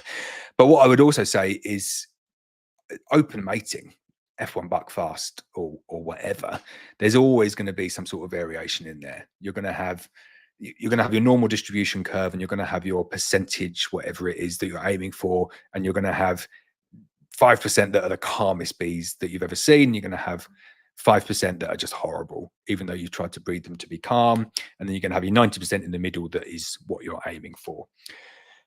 So we've had a couple. I've had 2 people message me saying we bought nukes from you last year, and we sold 800 nukes last year. So we sold a lot of nukes. So I think 2 out of 800 is not that bad. And they said they're really, really angry. They're really, really aggressive. And they sent me a video, and I was like, yeah, that's completely unacceptable. So we back that up, and we'll fix that. So they killed the queen, waited 8 days, emergency queen cells, and then we sent them a new queen. And both of them have come back and said, yeah, they're getting there. They're not like perfect, but they're not anywhere near as aggressive as they were. And I know next year they'll be good to go. But yeah, calmest bees going, Black Mountain Honey. Lamond, I think, or Lamond. Hi, Laurence. I love your videos, and you inspired me to become a commercial beekeeper. How many beehives and in how many apiaries would you recommend to be able to live off selling honey? Oh, that's a good question. Are you? I'm guessing you. I'm going to assume you're UK based, but I think with your name, you might not be. I don't know. You would have to. Oh, it's a difficult one. The UK bulk honey market is about as dead as it could possibly be. It's really, really not in a good place. But I think you get these little pockets of people who are able to make a really, really good living off not that many colonies of bees. And the way that they do that is that they have excellent marketing. They show what they're doing. They've got good social media, but they've got a good like strategy to tell people why their honey is is better than everybody else's. And some people, some bee farmers take huge offense to that. They say, who do they think they are? This person here telling people that their honey's better than mine. Their honey's not better than mine. And I say to them, well, it's probably not better than yours, but that's the game, isn't it? You need to, what's your USP? Like we're in an open market and we're competing for the same customers. So this is fair competition. They're not saying and they're not implying that yours is worse than theirs. And they say, no, they are. They're implying that mine is worse than theirs. And I say, no, you're taking it way too personally. It's that you can do what they do.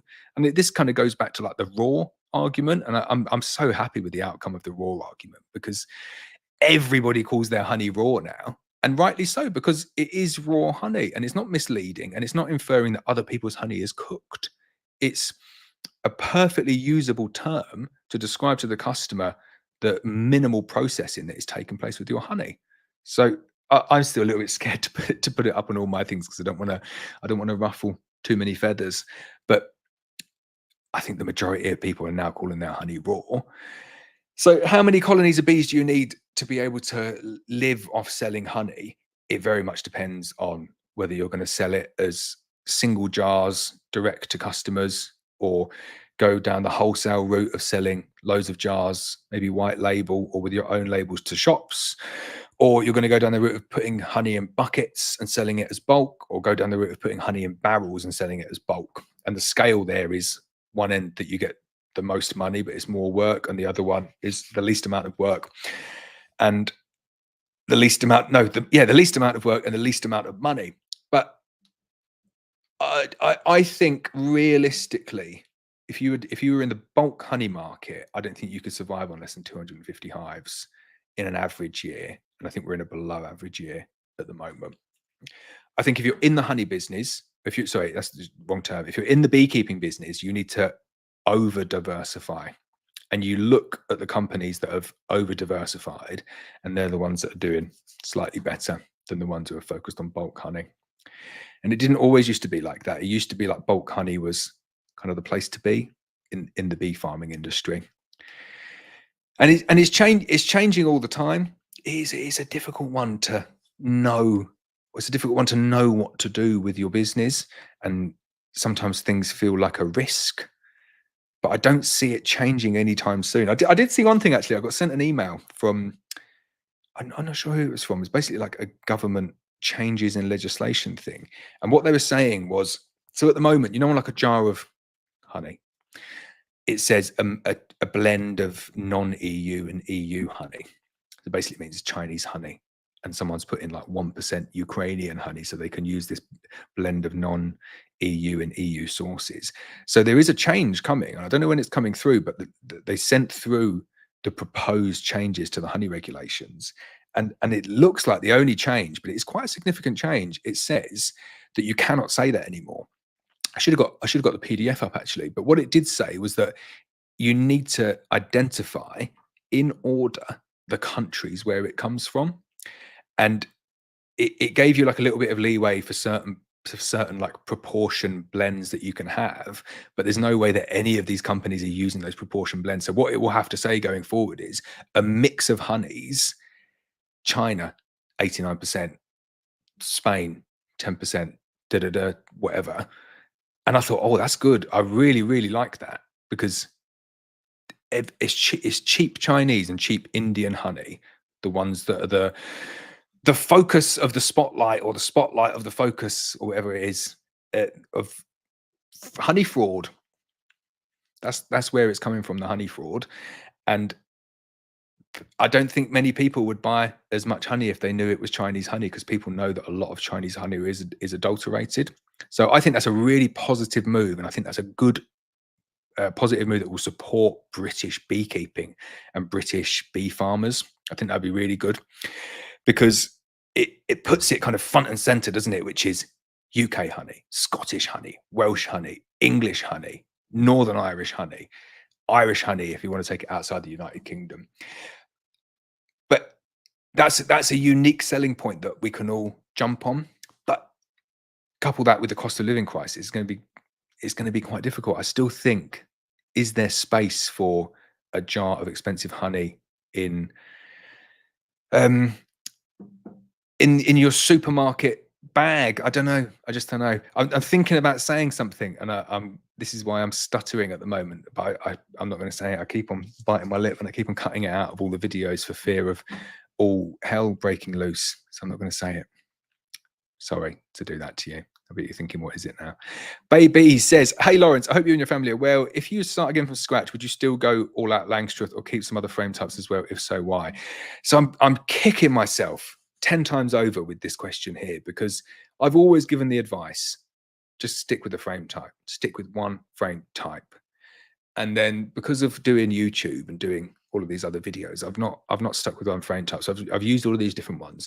And now this transition over to Langstroth, the only reason I'm transitioning over to Langstroth is to, basically it's the nukes business that's pushing me over to Langstroth, because Richard is so good at doing the national nukes. I kind of want to do the nukes as well. So I'm doing more of the Langstroth nukes. Richard is doing Langstroth nukes as well now. But I thought, well, if I move over to Langstroth, then I can focus on that as like the format for me to make nukes, and I'm not encroaching on Richard's numbers. Like, it's just easier for us to manage as a team, having a different format each. But having done that now, and I've kind of like been going through all my kit and like cleaning stuff and selling stuff and just clearing stuff out, and for the big move over to Langstroth, and now I'm finding myself like low on kit.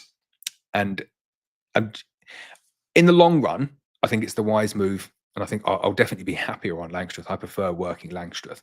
But then the one big massive drawback of Langstroth that I just hadn't thought about before I started the transition over, and it is quite a big one for me, is that I really like to work the bees the warm way. I'll draw you a picture. I've not used the board anywhere near enough, have I? But for anyone wondering, if the bees are flying out in that direction, that's the warm way. Frame's going across like that, and then you've got the beekeeper kind of standing that way. I much prefer working that way round, because it just doesn't hurt my back, and I can kind of just take my hand, they are hands, and work the bees that way. When you with Langstroth, you don't have that option. It's the cold way is the only way. So you have to have the frames going that way. And I guess you could probably I could probably mod the floors so that you could have them round the other way, but it would take up loads more space. But that is a big negative for me. They're the only two negatives, I think, for Langstroth: cold way, and the small lugs, which for some people are a big benefit. I like the small lugs because you don't damage them, but there's no denying that they are more fiddly to pick up than the national lugs. So would I still go all out Langstroth or keep some other frame types as well? So I would definitely stick to one type, without a shadow of a doubt. That it makes it so difficult having numerous types of frames all sitting in the same apiary. Really, really difficult. So keep it simple, keep it all the same. Richard Atkins says, any tips on melting down wax or melters you would recommend? So tips on melting down wax is do it in grades. Definitely do it in grades. Oh man, cappings wax is so easy to melt down. Just you could do it like a bain marie, but it is super, super easy to melt down, super easy to process, super easy to filter, and you end up with a far superior product at the end. Brood frames, that like the complete opposite, really difficult to melt down, really low yield. Is it worth it? Definitely not for me. I just burn brood frames now. Just not even the log burners. Have a big fire, just burn them all. Eliminate the disease that could be in them immediately, and have a really nice big warm fire. And then kind of everywhere in between. You're not really getting a huge amount of wax from anywhere else. A good one is when you're in the apiary. This is a good one. Just keep a bucket there, and just throughout the whole year, just like scraping all your burr combs, all your little scrapings go in a bucket. And if you do that, you'll be amazed how much wax that you get in a bucket at the end of the year. I've done it, and you get like I've got like these 60-litre buckets. Yeah, 60. They can't be 60-litre buckets. What are they? I don't know, maybe they are. Yeah, 60-litre buckets. And it was full. I had one from one apiary, like full of just like little bits. And that's good grade wax. That's like pretty clean wax, and that will render down nice and quickly. What I got a Melaflow. So the Melaflow's pretty good. What's the other one? Can't remember the other one. What's the Abello one called? It might be the Melaflow's the Abello one. You've got the Swienti. No. The Melaflow's the Abello one. The Swienti is the Appy Melter. And they're both pretty similar, both good. The tip that I got with that one, which am I drawing out again? Here we go. I love this. So on the Melaflow, if you're thinking of getting it, this is like a cross-sectional view like that. And I've drawn it wrong. It has like a bottom like that. So all of the wax can go down there. But then the tray sits there.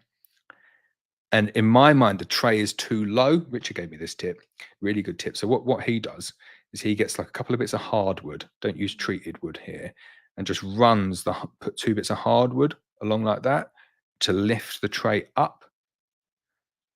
And then you just get a lot more space down here for all of the wax to flow through. That's a really, really good tip, and helps if you're like melting out honey from the frames as well. So if you want to put your frames in there, if you've got like, I don't know, frames of honey that are completely crystallized and you can't get the honey out, you can put all your frames across there and then run it like that, and you can get a decent amount of honey doing that. But both of those would work. They're quite expensive for what they are. What a lot of people use those for as well is just to uncap.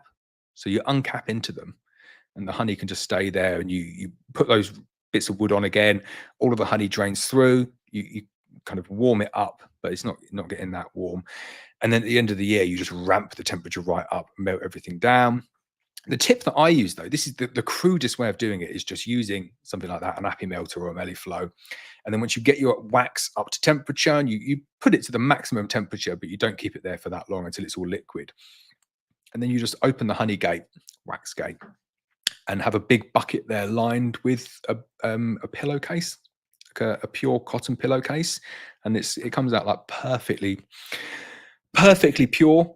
And you wouldn't even want to do that much more clarification on it. It's like really good quality wax. You might get the top kind of 10 millimeters that's a bit grainy, but then apart from that, it's really, really good. So I should do that. I've got quite a bit of wax that I need to melt down, so we'll do some of that. Lee Leatherbarrow is on a virgin hunt tomorrow. I think I know the answer, but is there a top tip for spotting virgins? It is difficult spotting virgins. It really is. And it's time consuming, very time consuming as well. But my tips that I've had before is don't hold the frames like that. Go full arm out. Another good tip as well for finding virgins is they fly off the frames really quite quickly. So when you pull the frame out, immediately be looking for virgins before they fly off. And I've had that loads of times where you pull the frame out, you see them and they fly off. So you need to be ready, like a ninja. As soon as you see them, kill them. So it's like virgin dead that quick. And there's nothing more annoying than seeing a virgin and missing her before she flies off and then not being able to find her again. If that does happen, I've said this on here before, if that does happen, the best tip that I've got is look under the open mesh floor. That is often where you'll find them in that scenario. And they're looking at you thinking, oh, you know all these tips. But it is good when you find them and you kill them. It's quite satisfying. It shouldn't be satisfying about killing bees, but you are fixing that colony and making sure that colony is going to be fixed. Right. Ian Staples says, hi, Laurence. I've been splitting this year with your queens. At what time do you think it is too late to open mates? So we'll carry on grafting through to like early August. So even towards the end of August, you'll still get matings. You might not get them at quite the high frequency that you'd get early on in the year, but every year is different. So this year, early on in the year, matings were terrible because it was just too cold. There wasn't anywhere near enough drones. And then we had like a really nice period. And then like 3 or 4 weeks after that, that's like the prime spot for getting the good drones that are in the air. So I don't think there's as many drones in the air this year that there was at this point last year. But who knows? We might get a really nice warm spell the next 4 weeks. Let's all cross our fingers.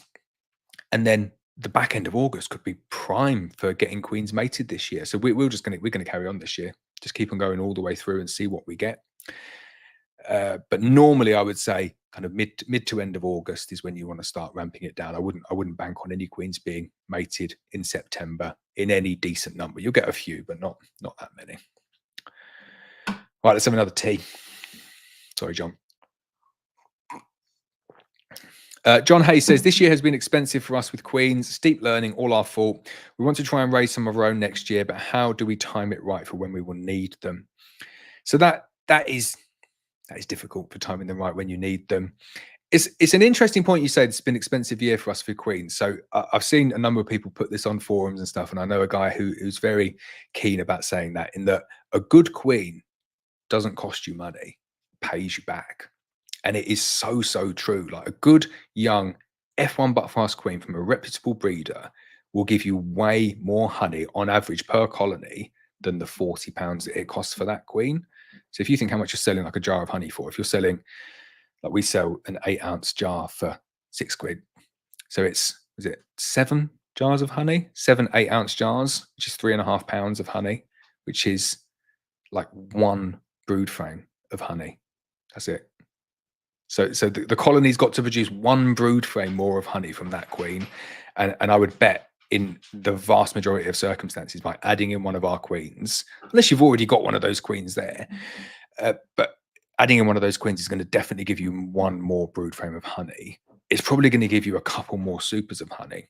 So if you think a couple of supers, if you're getting £20 per super, that's £40. That's 80 jars at £6 a jar. Is £480 of honey for a £40 queen. And I think they're the numbers that people do get caught up. And I understand your point in terms of like spending money on queens, but I think in the overall scheme of things, the cost of the queens is negligible in comparison to what they can do. And this year has been just the worst possible year in terms of weather. It's just so bad. We're not going to get another year like this for 30 years, I don't think. And if we do get another year like this next year, then you can blame me for cursing it or jinxing it there. But the question there, we want to try and raise some of our own for next year, but how do we time it right for when we will need them? I don't think that's too difficult to kind of answer, really. Work out when you need them. I know that sounds really blunt, John. That's not meant to be patronizing, but what do you need them for? You're going to make up nukes? Because if you're going to make up nukes, then it's pretty easy to do. You just say, well, I'm going to make up 20 nukes, and I'll make the nukes up, and I'll just do a single round of grafts. And if I need 20 nukes, I'll graft 40 cells and hopefully get a 50% strike rate. And then I've got 20 cells, and then I just make my splits, and you just put the queen cells in after 8 days. Good to go. Once they're capped over, the queen cells. So for making up nukes, it's relatively simple. For requeening, again, it's pretty simple for requeening, because you just say, right, what colonies do I want to requeen? Right, I've got 10 colonies that I want to requeen. Kill all the queens you want to requeen. At the same time, graft. I do it like on the same day. And then by the time you get to day 8 and you've taken down all of the emergency cells, your queen cells are going to be close to the point of getting capped over. And then just wait however many days it takes. I like to take them out a couple of days before. Don't want to take them out too early when they get capped, because you can still dislodge the pupa at that point. You want to wait till the pupa's like a couple of days before emerging, and then just go and put the cells in, and then you're good to go. So I think both of those scenarios of what you would be doing with queens or buying queens in for, you just do it like en masse, and you just have to have a little bit more planning, a little bit more foresight, but also just be aware that unless you're doing it with a pure buckfast queen, you're going to be working at F2. So your volatility scale is going to be much higher. So you're going to get some good, some bad, but you get more variation than you would using a pure buckfast queen. But also, some aren't going to mate. So you're going to be in a position where you've made up a nuke, maybe two frames of brood, frame of stores, shake a bead, you put a cell in, you've waited a few days for that cell to emerge. She's emerged. You've waited a week for her to become sexually mature. And then you're thinking, right, come on, do something. and then you've waited 3 weeks, 4 weeks, and she's not mated. And then you think, what am I doing now? What do I do now? You need to have a backup plan. So you almost need to do another round of cells at that point, just in case. So that's what I would suggest. Do another round of cells at that point, just in case, for the ones that haven't mated. And then it's simple. Just find the failed virgin, kill her, pop another cell in, and they'll take to that really, really easily. But then if that one doesn't mate, you've got to start thinking about shaking the bees out, because that colony there is getting really, really old. You've got bees there that are 6 to 8 weeks old that are they're not gonna survive another cell going in. So maybe the backup plan is you buy queens as a backup plan. But with a bit of planning, that is doable. Quite a lot of people watching tonight, 223, which is good. So I hope you're enjoying it. If you are enjoying it, I much appreciate a share. Share it on social media, and that'd be brilliant. Vera Giles says, thanks. Regarding egg-laying workers, I might leave them a week and check for a mated queen. Eggs seem to be low down in the cells. So if they're low down in the cells, you've got a high chance that it is a drone-laying queen, which means that it is much easier to fix. Donna Morrison says, hi, Laurence. I've had a terrible experience today with a hive I inherited on the 10th of June. First few weeks, absolutely fine. Last 2 weeks have been horrendous. And today, 20 stings to the hands, 100 to the suit. Just checking to see if there's any more on that note. Okay, that's pretty bad. And colonies will do that at this time of the year. They can pretend to be all nice when there's a good flow going on, and then when the flow stops, they become horribly vicious. So hopefully they're not in a place where they're going to be harassing too many people. But it sounds like they need a requeen. But it's a good time of year to requeen. Kill the queen, put in a new one, and then at least you know next year you're not going to be in the same situation, and you only need one brood frame of honey to pay for that queen. On the note of queens, we do have available queens this week. So a brilliant piece of marketing or strategic planning from Black Mountain Honey here. So I really went high with the order this week, because the orders have been flying in and we've just not been able to keep up with the pace. So I ordered loads more queens from Melita Bees, and then the sales have died a little bit. So hence the marketing emails coming through. Sorry about that. But we'll sell them all. We definitely will sell them all, but we won't have sold out in advance. So I always get like a little bit twitchy. But what it means this week is that if you need queens, we will be able to sell them. So we'll have them on Thursday, can send them on Thursday, can send them on Friday, but then Monday, Tuesday, Wednesday next week, we'll be able to send queens at short notice, which will be good. And it'll be the first time this year that we've actually kept queens over a weekend, which is good. That's part of the thing that I think people like about our website and our company, is being able to go on and get queens and order before 4 p.m. for the next day. So at least for those 3 days of the year, we'll have some queens in stock, which will be good. Cub Rider said, I've just had a queen playing opossum when I picked her up to clip and mark. Never had that before. I almost squished her in anger at myself, as I'd never damaged one before. Luckily, I'd left her in her cage and noticed she was alive when I got home, so took her back to a hive. Never had that before. What, no tea? So I'll take the opportunity there to have some tea. It's scary when they do that, isn't it? They go like stiff as a board. So for people that don't know what happens there, queens, they play dead. It's obviously like a survival mechanism that they have evolved and adapted to. But when you pick them up, you're picking up a queen, marking them, clipping their wing, and then you go pop them back down, and they're just dead. And you just think, I've just killed that queen. Like, really good queen, that one as well. I've killed her. She's dead. And they do it for like a couple of minutes, like completely dead. And it's so funny because when they come out of it, they're kind of like this. They're like dead. And they're, is he still there? Right, no, dead. And they're looking up at you, and then they just waddle off, and they're like, yeah, no, it's fine, just playing dead. But it's always, it's like a big relief when they waddle off, because you think, no, I've not killed the queen. I've never killed a queen picking up a queen, but it happens quite a lot that they faint like that or pretend to be dead. It's annoying. Chris Matthews, Fly Fishing, says, hi, Laurence, thanks for all your free info. We had a customer in this week with the Lancashire frames that the bees burrow through the sides, and was able to give an explanation because of Black Mountain Honey. Excellent. Oh, thanks for that, Chris. It is annoying that they do that, but yeah, good that you got the info. Hope all is going well. John Hayes, I know you don't like the visual format, but is there a Technoset supplier in the UK? Visual format. Confused me there, John. I don't think there is.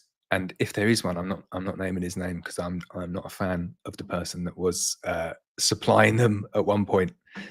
but no names, so we don't know who that is. Mem says, I got a hive with a drone laying queen. How far away should I take them and shake them out? And got a hive. They were really nice and calm.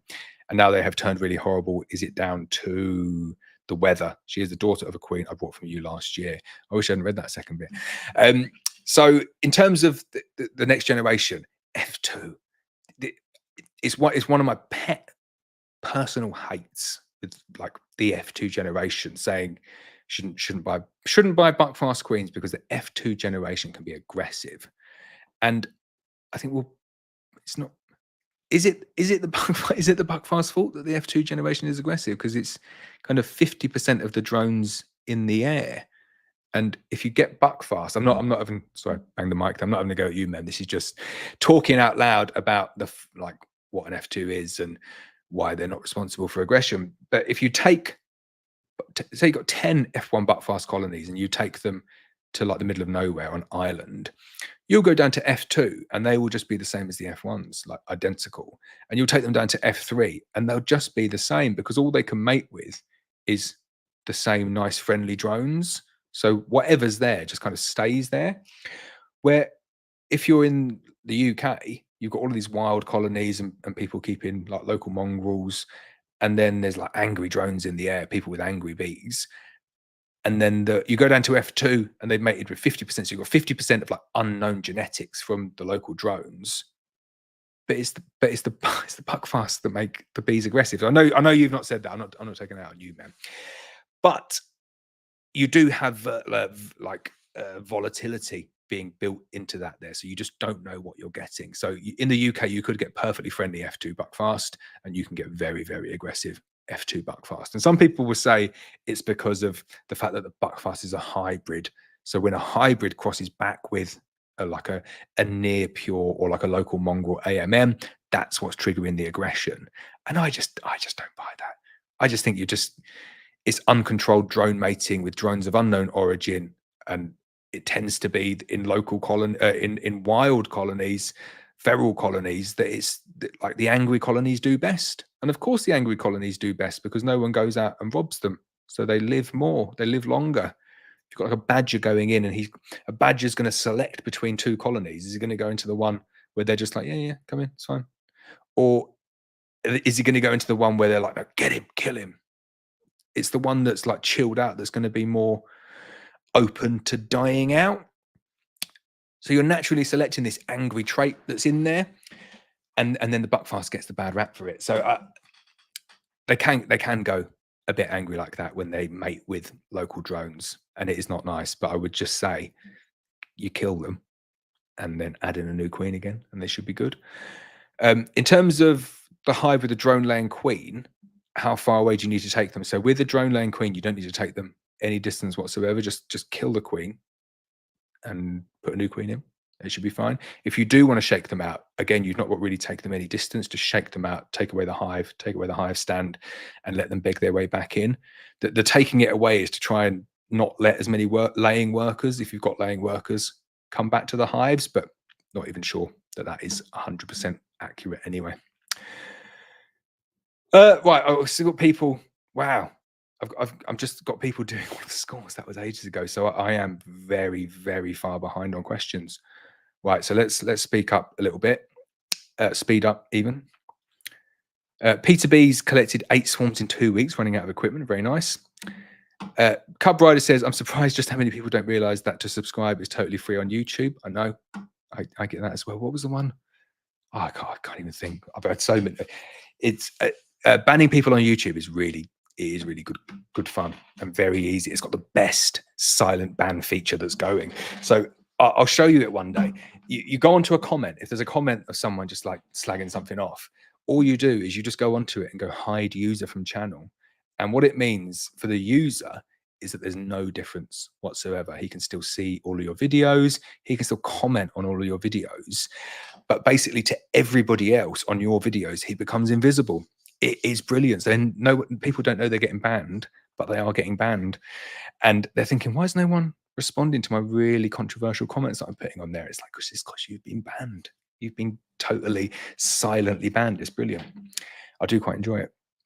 Aidan says, a product review I'd like to see is a pollen trap for a wooden national hive. I have a pollen trap for a wooden national hive.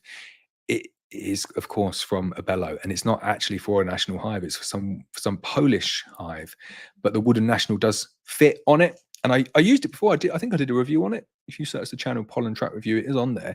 I was amazed how much pollen it collected in like a couple of days. You don't keep pollen traps on for very long, but it collected loads. It was really, really cool.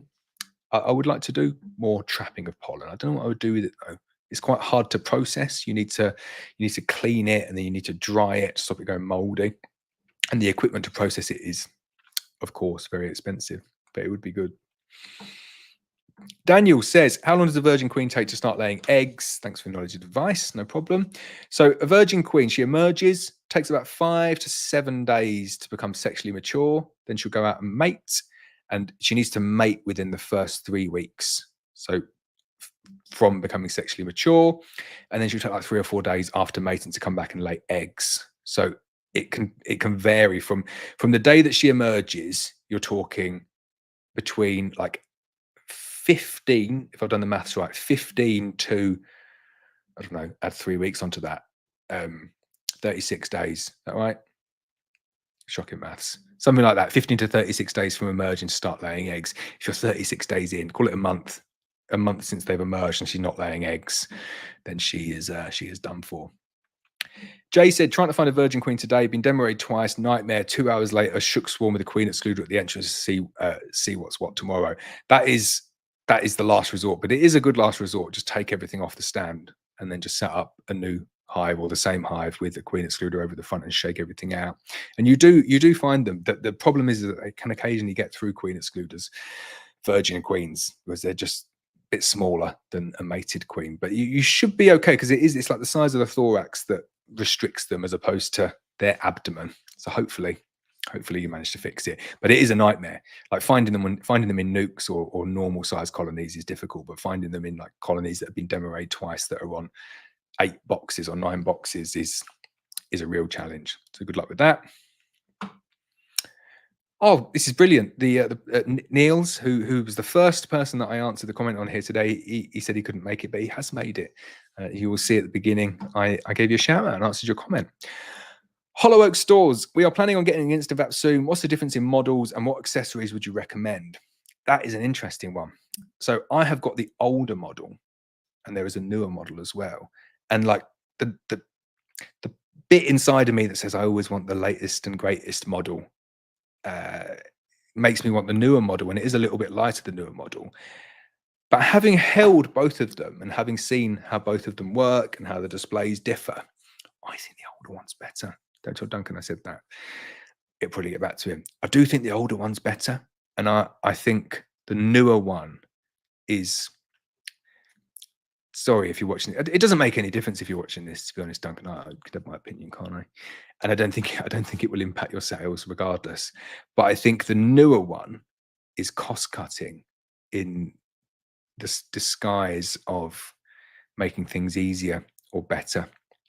So there's less metal in the newer one. It's lighter, so you could say, well, that is a positive, it being lighter, but there's less metal, so it's cheaper for them to make. But the big difference, and the thing that I much prefer about the one that I've got, it's got like a visual display on it. It's got like an actual display, so you can see the different 2 temperatures. You can like press buttons and stuff like that. Whereas the other one's just got 3 red lights. And again, I don't think that's an upgrade. I think that's cost cutting made to look like an upgrade. So I like the one that I've got. I like the older one, and I don't even know if they're going to continue selling the older one or just move fully over to the new model. I suspect they're just going to move over to the newer model because it's cheaper to make. And that's not me digging them out. Like it's a shrewd move. I'd do the same if I owned Instant Vat, which is, as long as you're getting the same end good product, and it is a really, really good product, as long as the usability isn't diminished that much, make it more profitable for the company. Of course, why wouldn't you do that? But I do like the old one. I prefer the old one, I have to say. Marie says, I have 2 hives that I can't see if there is a queen or not. I can't see eggs or brood, but I did see the queens a few inspections ago. I took 3 frames from a strong hive, but no change. I'm just looking back to see if there's any more. No. I'm not sure what the question is, Marie. So you've got 2 hives, can't see if there's a queen or not. You can't see the eggs or brood, but did see the queen a few inspections ago. I took 3 frames from a strong hive, but no change. I'm not sure what the question is. Sorry. If you, I will answer it. If you write it again underneath what the actual question is, I'll answer that for you. Chrissy is slagging off my drawing. So you tell me stuff to draw. I'll draw it. I'm pretty shocking. I draw. This is like my drawing of people. I'm going to do that, and then like a little t-shirt, and not forget the arms. And my arms always come out like that, and then they've always got like a dress with big feet. That's kind of how I rock a person. It's funny, isn't it? Like some people are really good at art, and then some people are not good at art, and I fall into the latter camp, fortunately. I'm glad you find it amusing, though. Duncan Newton says, "Hi, Laurence. We've had 4 hives at our association apiary full of swarm cells with all the bees still in the hive, but the queen has already left." That's interesting. I get a lot of people message me saying, "I got a queenless hive. The bees definitely haven't swarmed, and there's no queen in there." And then I talk to them and say, "Yeah, but are you sure they've not swarmed?" They said, "No, they've definitely not swarmed. The hive is full of bees." And I say, "Yeah, that doesn't mean they've not swarmed. Like you get a colony that swarms, and then the same day the hive is full of bees because there's just way too many bees in the hive to start off with." And you got to think about like the density of the bees that are in the hive. You could have a hive that's got 50,000 bees in there. Sorry, I hit the mic again, and they're filling 4 boxes. And then you can have a hive that's got 30,000 bees in there and they're filling 4 boxes. So either way, they're still full, but the density of bees is far greater before they swarmed. So I find it difficult to believe that you've got 4 colonies. Is that what you said? Yeah, 4 hives full of swarm cells with all the bees still in the hive, but the queen has already left. So I think more likely what's happened there is that the queen's left, taken a swarm with her. The swarm cells are in there, and there's just still loads of bees in the colony. But the queen has left, and she has swarmed with a prime swarm of bees if it's the first swarm of the year. But if that's not the case, then I'm happy to be proven wrong. But I think that's what I would suspect in that instance. Baby says, "I found frame of feeders frames, 14 by 12 frames, drawn out really poorly, but plastic Langstroth frames are drawn out perfectly. Any thoughts?" So I've really struggled with the 14 by 12. Well, yeah, all of the frames and feeders frames that I've had, but I've got a couple of colonies now where they're good. Like I might as well draw it just so Chrissy can have a laugh. I've got colonies now where if that's the frame like that, it's like well wonky, isn't it? They may be like that, kind of like something like that, and that bit there is drawn out, but they're still not doing that bottom bit, which is really, really annoying. And I don't know, like I don't understand why it is. I'm just going to remove that again, because I've seen people get them drawn out, and the ones that I've got like fully drawn out now, they're great, but they've just taken like 4 times the amount of time to get fully drawn out. And I just, maybe the UK is not set up correctly for plastic frames and wax. I don't know. Maybe the wax wasn't put on correctly, or the correct thickness. Something didn't go right with them.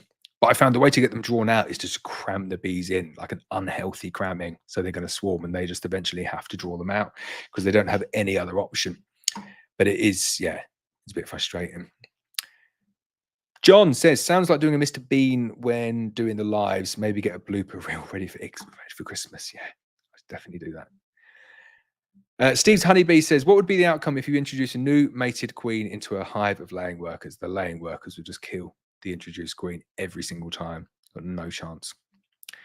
Cub Rider says, "Got 13 hives, mostly Black Mountain honey queens, F1 or F2, and I can't remember the last time I needed my smoker. Very nice to work, definite for beginners." Excellent, good to hear that. And you've ramped up your numbers since the beginning of the year. Keith Adams, "Chemtrails have now been officially named homogeneous cirrus." I just gone over my head in that joke. It's a joke, isn't it?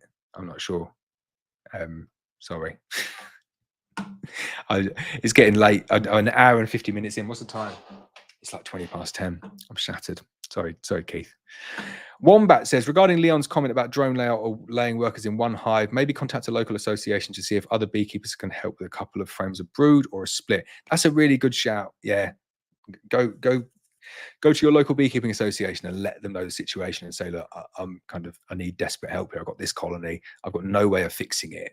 And I'm thinking about quitting. Can someone help? And maybe they suggest just shaking it out and someone will give you a split. That'd be brilliant. Great comment. Ellen Hall says, my colony has a horrendous mite load at the moment. I just ordered some Apiary to use as soon as possible. And I know that it can't be used with supers on. If I remove the supers first, when can I put them back on? So you can put them back on immediately. So you can only not use Apiary while the supers are on, but there's no like exclusion period. So there's no restriction on when you can put them back on. So you can just take them off or like get all of the, shake them all out, make sure all the bees, there'd be no point just like treating the brood box and leaving all the bees in the supers, but shake them all out or get them all out into the brood box. And you might need to add another brood box on to do that just for space. Zap them with the Apiary, put them straight back on. That works perfectly well. Puppytude HD. Love that. I'm definitely going to look into that as soon as I finish this stream. Is there any beekeeping apps for record keeping or do you use a notepad? So I've looked at the vast majority of beekeeping apps and I'm well one for technology. I love a bit of technology. So I've looked at all of them thinking, oh, this is going to help me. And I've not found a single one that I like. And it's not because that the apps aren't good, but the apps are always set up for like a generic user. And the main problem with the apps is that you just get a sticky phone. It's as simple as that. And then at the end of the day, do you want like a really sticky phone? And it's not good for disease transmission as well, using an app where you're kind of get sticky fingers and then you go on the phone and then go to the next hive and get your sticky fingers back on the phone. Perfect way to transmit disease around. So I generally don't even use a notepad at all. And this is why I've got such a bad memory when it comes to what I've done to my hives. But I'll just like write with pen on the back of the hive, oil-based pen, or underneath the roof. Just anything like important that I need to know. And if there's no writing on there, I just assume that the inspection last time was good. Some people use bricks. I think the colored bricks are a nice way of doing it as well, where you have like a brick that's got like colored different faces, and depending on the way that you put the brick down tells you about the status of the colony. I did do it on someone. Someone has used the idea now and made a product of it. But I used to have like a, the queen did. Oh, God, I do like having an extra thing. So the queen discs that you have. So you got like a queen disc with like a circle like that. And then you have that on the hive, but then underneath the hive, you have like these 4 different colors. So you basically just draw, like in my drawing, Chrissy, you basically just draw like this little grid. So you've got blue, red, yellow, and green, whatever color you want. And then you put that over the top of it. So you can kind of like turn it round. So then it means that you can either like, you could be green. Green could just mean like everything's fine. Or it could be like yellow. And you're just like turning this round to get the different colors. It's quite cool. And I like, it's really simple to make. It costs like 50p to buy one of them. And then you just need some paint to paint the little colors underneath. But that works really well. And I think that is like a far more usable way of indicating the status of a colony. And green could just be everything's fine, queen's there, eggs are there, like there's no issues. Red could be they swarmed, or red could be they're queenless. Red's probably something a bit more serious, isn't it? So like you found disease or something like that. But you can create your own status, and there's not really like you've got 4 statuses there. You could probably do like a 6-color quadrant if you wanted as well with that disc. You're not really going to get more than 6 statuses on a beehive. And then that's pretty much all you need to know. You just come back each time, and once you do your inspections, you just turn the little disc around like that. So I did that video about 3 years ago showing that, and someone I know who I really like is a guy, Castle Hives, who sometimes comes on the live streams. They've done that, and they have developed it, to be fair to them. They've made it way better than my one into like a proper product, and they've done like timings on the queen wheel as well. They've made it into something a lot better than what I did. But I did have that idea a good few years ago, and I think it is useful. Maybe I'll bring it back. Maybe I'll put that on some of my hives. I'll put it on my list to do the video again. And he's going to think, what's he doing? Stealing our idea. I'm only joking. Right, what's next? I've got a lot still to get through. Carl Bridges, he says, hi, Laurence, loving your videos, looking at getting my first hive, and I'm interested to see how you are getting on with your Paradise Smart Hive. So Paradise Smart Hive is pretty good, I've been quite happy with it so far. The problem that I've had is that It was big and strong, double brood box working well. And then I've not done the video yet. I've been really behind on editing videos. I did a walkaway split, but with the intention of requeening. So did that, and then the queen right side of it tried to swarm. So I had to make a split. So I've gone from one double brood smart hive to two smart hive single brood and a split that tried to swarm. And so they're all like knocked back a little bit. But in terms of usability, they're absolutely fine. Got no problems. Not a massive fan of the entrance. The entrance is the same on all the Paradise smart hives. It's not the best bit of it, but it works. And as for the supers, I've not used them yet. So what I'm probably going to do is merge them back together, both of the colonies on a single brood, or we just let them build up for winter, and then we do the proper tests next year. We're not getting loads of honey this year anyway, whatever we do, but they're good. Ben Davis says the bees have filled about 7 frames of honey on the top box. Do you think they will try and swarm before the super comes? If you get the super in, get the super in there as quick as you possibly can. But it's going to be close. 7 frames of honey there. They're not far away from hitting that roof, or they probably hit the roof already.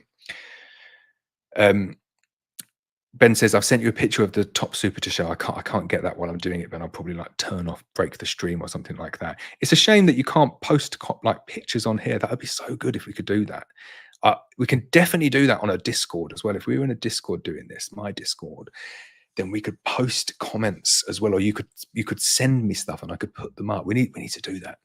I'm going to speak to my Discord guru and see how we can merge the Discord into the live streams to make them more interactive, because I would love it if people could send the stuff in at the same time and I could show you stuff. We definitely need to do that. David Stevens says, now that you've had it for a while, what's your thought on the Apisolis? So I like the Apisolis. I love the idea. It works chilling out bees, calming them down, but on like a really big, strong, aggressive colony, I don't think it's the most effective use. I think a smoker is better for really big, strong, aggressive colonies. But I don't even use like a smoker anymore. So I've not given it like a full workout. I think on the global scale, it's brilliant. Like it solves a big problem that a lot of beekeepers will face, which is you can't. I think it's illegal in some countries even to have a lit smoker. Like you're not allowed to have a normal smoker, so you need something like the Apisolis. But I like it. I think it's a good product, and that's not just because they sent me one for free. Like I do think it's cool, and I like the smell of it as well. Aaron Paris says, you're really good to make videos. Nice picture. Oh, thank us. Yeah, you'll get a big smile on my face if it says it's a good picture. It does mean a lot to me. You know, I've got to look at the setting and the wall and the logo and stuff. But maybe you can see like a few too many wrinkles with this resolution. Aaron also says, I like the whiteboard. If they want to see the whiteboard, they have to go on the live. Don't stop using that whiteboard. No, I won't. The whiteboard is here to stay. That's not what you think if you're looking at that upside down. But I do like the whiteboard. The whiteboard is cool. We need to use the whiteboard more, but we need to add pictures and videos in some. I can add pictures and videos in. Let me see if I can just like tweak, because we can do videos and stuff. I can go like present, and then I don't know. I could break it. I could break doing it. I won't do it now. Won't do it 2 hours into a stream, but I'll prepare something for next time. Like I can show you videos. I can present videos. I can present pictures and stuff like that. No, we're not doing.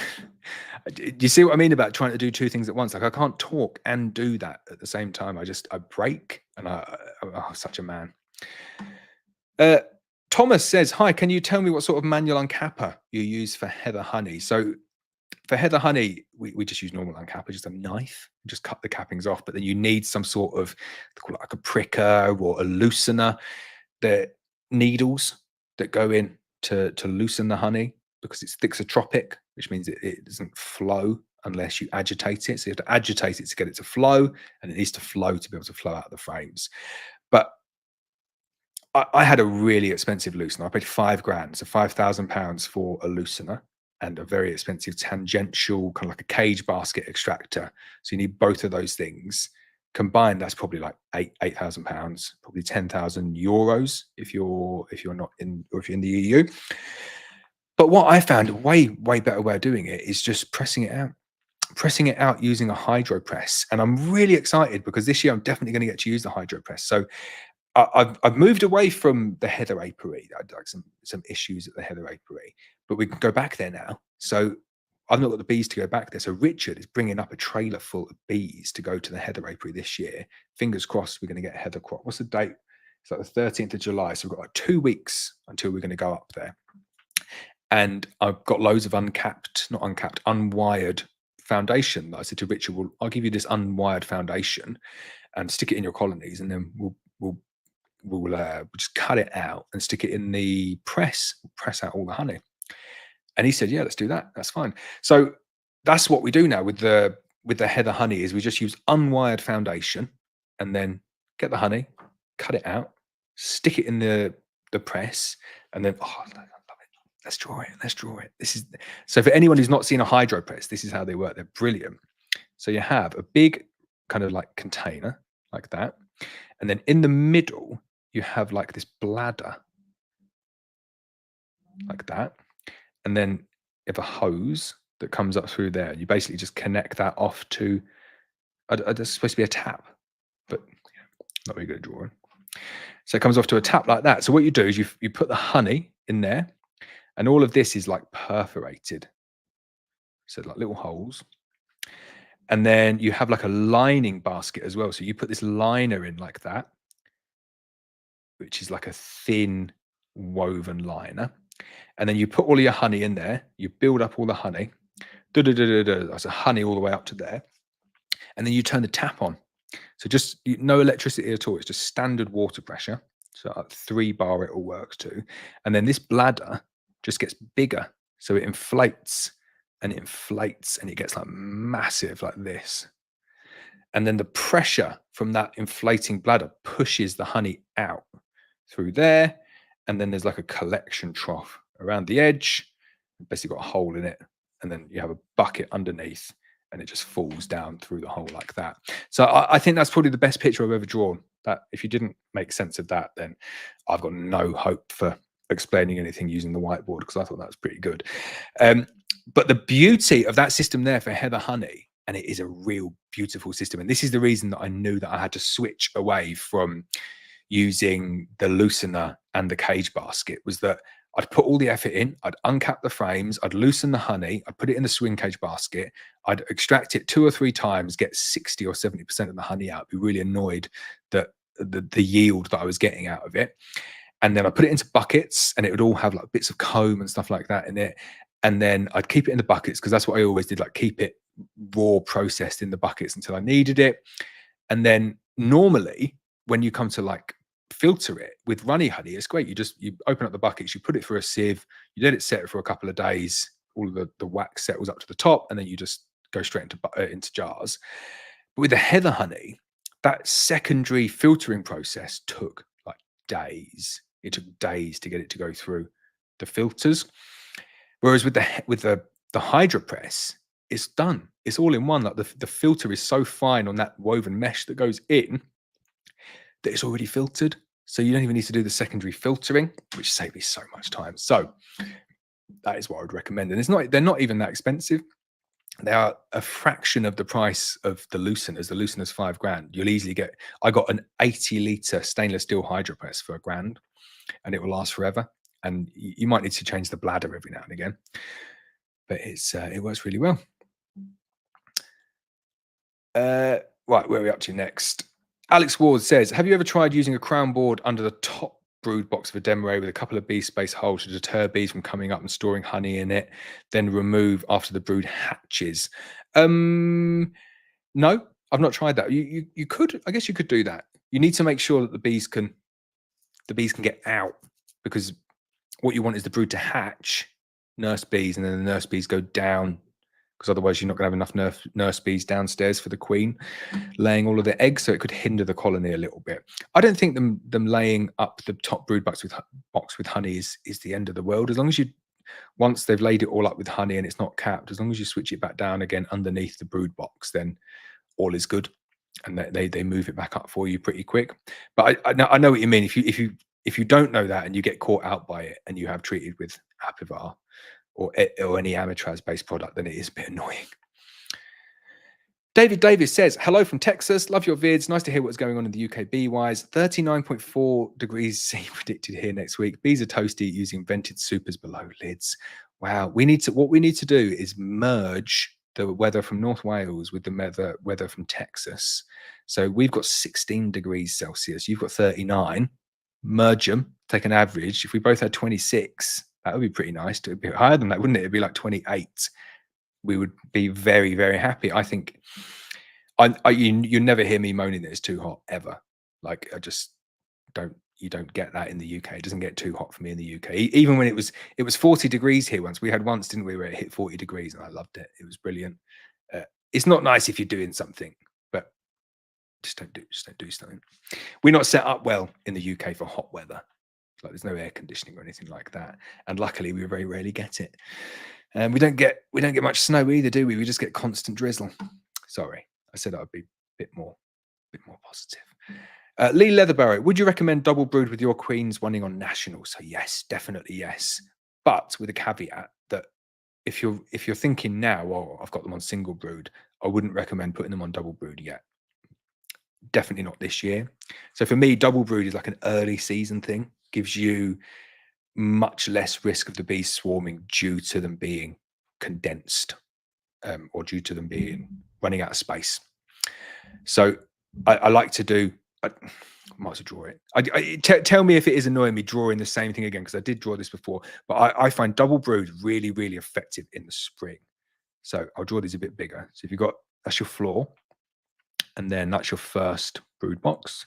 And then I like to have the ashforth feeder, so a feeder, and then you've got your roof like that. So in the spring, people say you should put your brood box above the other brood box, but I always say no, put your brood box underneath. And we had loads of conversations about this earlier on this year, and people saying it's definitely not right, you're doing it wrong. But a number of people followed this method and it worked really, really well. So in the winter, you're going to have like a cluster of bees kind of like clustering up in there, something like that. What's really important, two things in the winter. One, for me, is good insulation above the cluster. So a poly ashforth feeder above the cluster here gives the bees really good insulation. But more important than that, the cluster is close to the feeder. So we're talking kind of like April now. Cluster is close to the feeder, which means that if the bees need feeding, I can feed them syrup in the feeder. But also if you're feeding them fondant, like if you just pretend you've got a big slab of fondant sitting there as well, the cluster is in close contact to the fondant. So the bees aren't going to starve that way.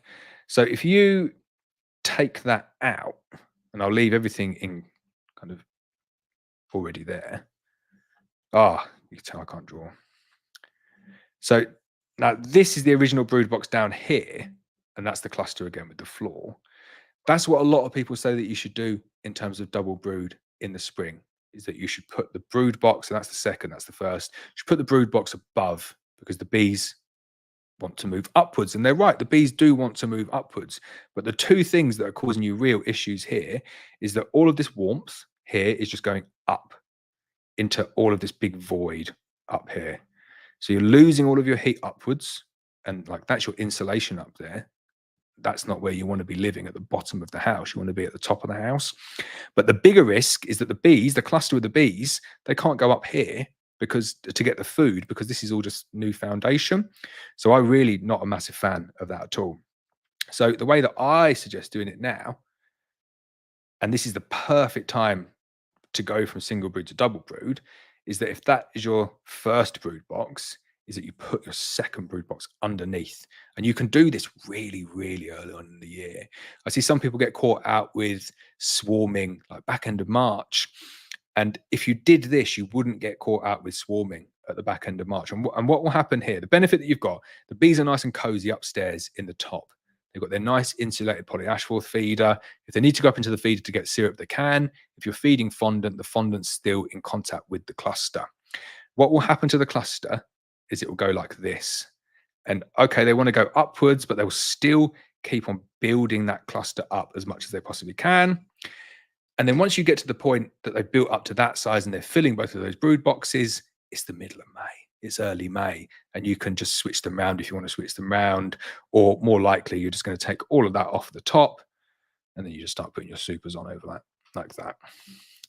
So double brooding, really, really good, but don't do it late on in the year just because you think you need to do it. Definitely wouldn't do it at this point in the year. And when you do come to do it late. Sorry, do it underneath like that, as opposed to putting it on top. And your bees will thank you for it. Keeps them nice and cozy, gives them lots of space to expand, and means that they can still get make contact with their food. I like my whiteboard. Cheers, Lee. Mike Moore says, I shaked out a laying worker colony, but they came back and massive fighting going on with hundreds of dead bees. We'll destroy them in future. So I think a lot of people do take that now. And when I go back up to this one tomorrow, I think that's maybe what I'm going to have to do with mine as well, is just destroy them. Because if they start killing the other colonies and dragging the other ones down with them, they're just not worth the old bees that you're going to gain by keeping them. Steve's Honeybee says, moved 4 hives from wooded area to new apiary on a farm in the open. Farmer is more than happy to help. The difference to the bees not being under the tree canopy and cooler is remarkable. Big improvement. It really is. I remember this because I had all of my colonies. If you look at my early videos, they were all kind of under trees and in woodland. And bringing them out, they're loads friendlier, I found, but just work a lot harder. And you don't get anywhere near as much chalk brood, anywhere near as much sac brood, anywhere near as much kind of like condensation or moldiness building on the frames over winter. Get your frames out. Okay, so get your colonies out in the sunshine is good. Wes Granger says, hi, Laurence, why can't you put a queen excluder on the entrance to the hive? Is there more to that, Wes? You can. So like a lot of nukes have queen excluder functions on the entrance to the hive. In terms of stopping swarming, though, it doesn't work, because if you put a queen excluder on the front of the hive, all that happens is that when the queen tries to leave, she can't leave, so the swarm doesn't leave. And then as soon as a virgin can get out of that queen excluder, the swarm just leaves with the virgin. So it will work to stop your mated queen leaving, but it won't stop to leave the swarm. It won't work to stop the swarm leaving. So I'm getting my words out now. Todd saying basswood and goldenrod open in Vermont now. Very nice. Need good weather for basswood. If it's the same as the one over here, need nice high temperature. High humidity is good as well, but then high temperature overnight really helps the lime. Doug Gunn says, loving the slabs of brood from the gorgeous queen supplied by you. I will leave a review soon. Thank you very much, Doug. John Hayes says, thank you for switching off the adverts for your live stream. No one not had one at all this evening. Damn, I forgot to put the adverts on. No, what I'm going to do with the live streams now is not put the adverts on for the live stream, and then I'll switch them on. For people watching it after the live stream, I won't put the adverts on. There we go. Damn. Somebody's joking. It was deliberate. Johanna says, hi, Laurence. Thanks for the session. I bought a lovely BMH Black Mountain Honey Buckfast Queen in early May. So prolific, they don't like the single Langstroth brood box on my flow hive. Seem to want to swarm. Any advice? So I just think in a flow hive in particular, you can't have a single brood box. It just doesn't work, because you're saying, what, you can have a single brood box and a single super. And I know that you can uncap the supers and take the honey out, but it's still a really small space for a full colony of bees at their absolute strength, especially a buckfast colony of bees.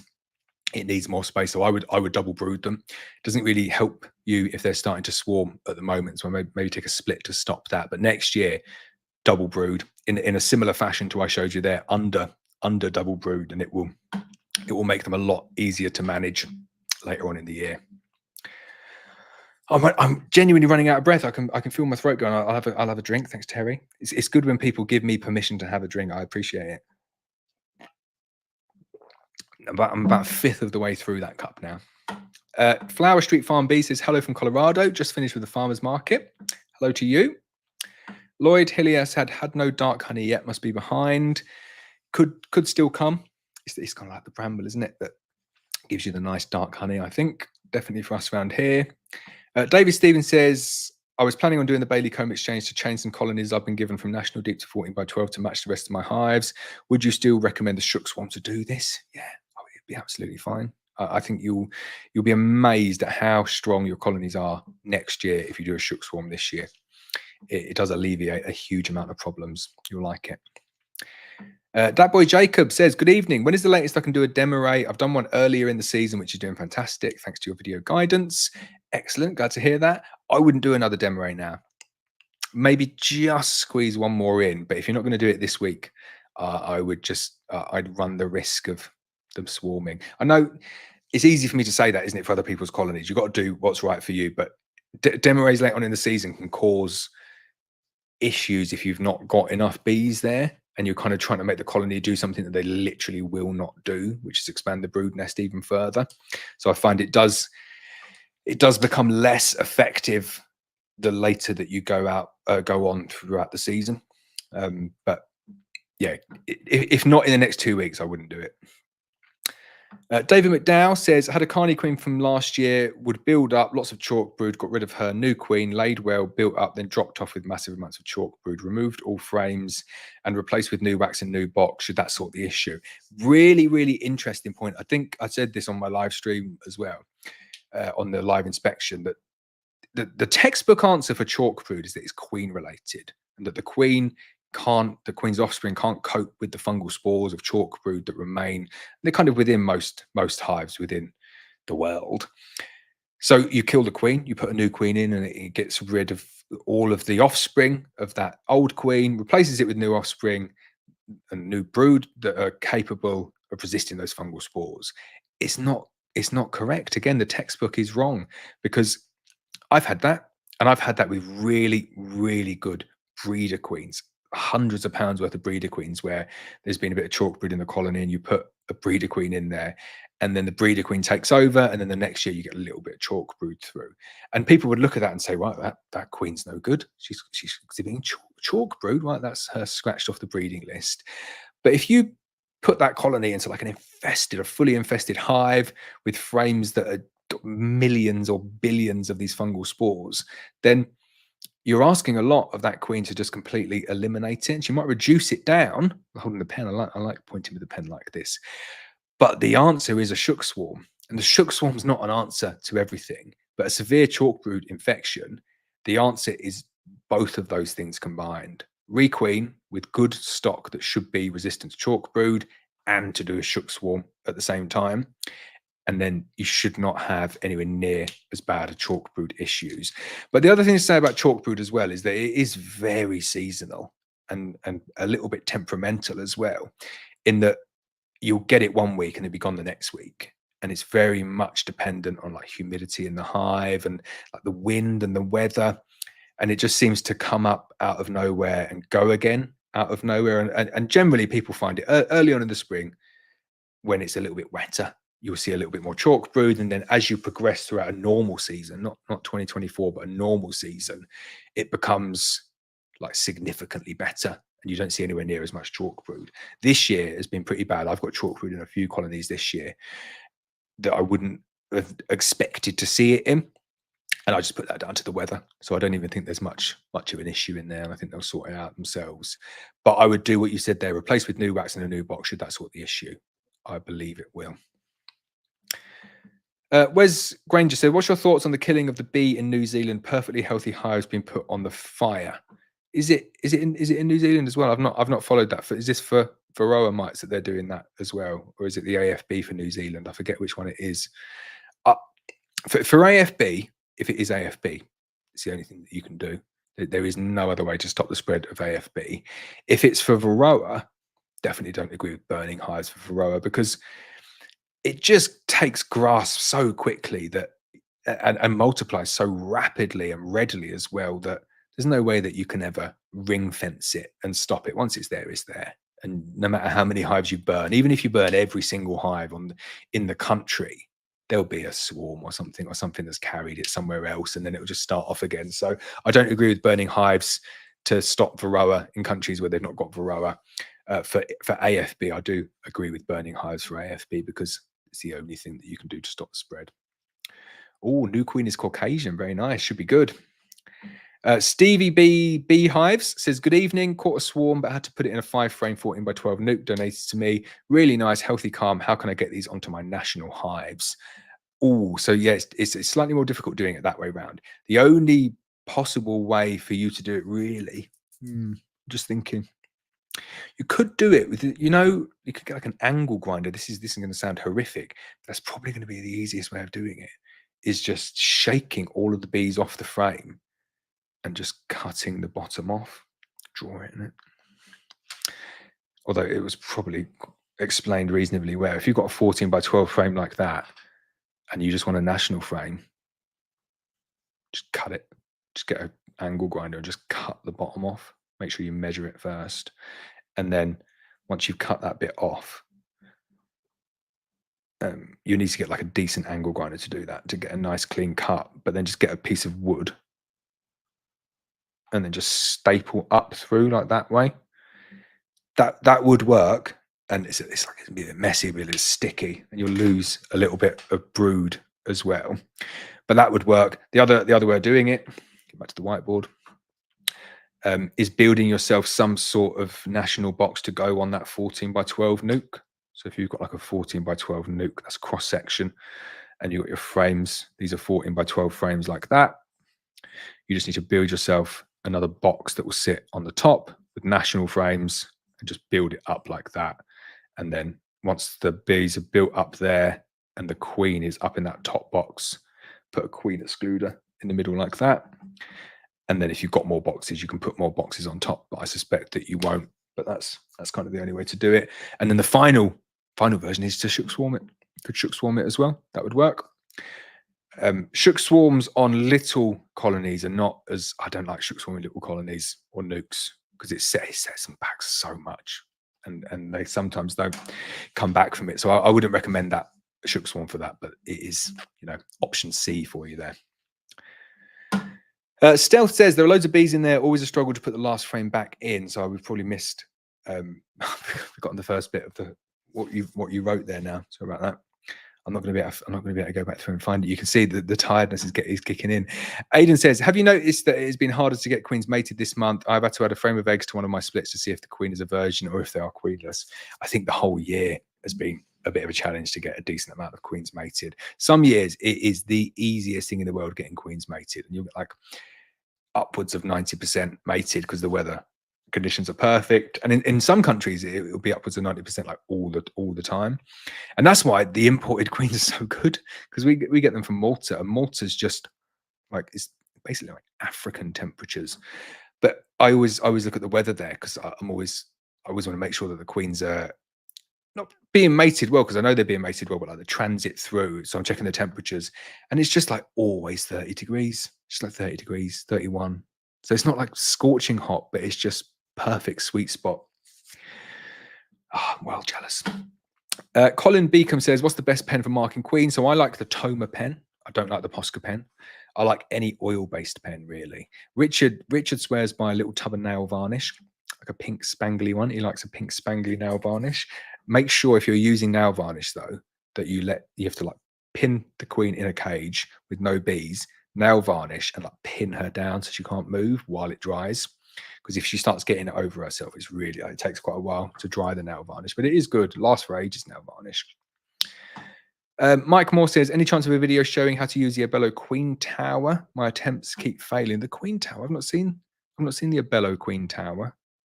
You have to send me like a link, and I can, if there is an Abello Queen Tower, I can certainly do a review.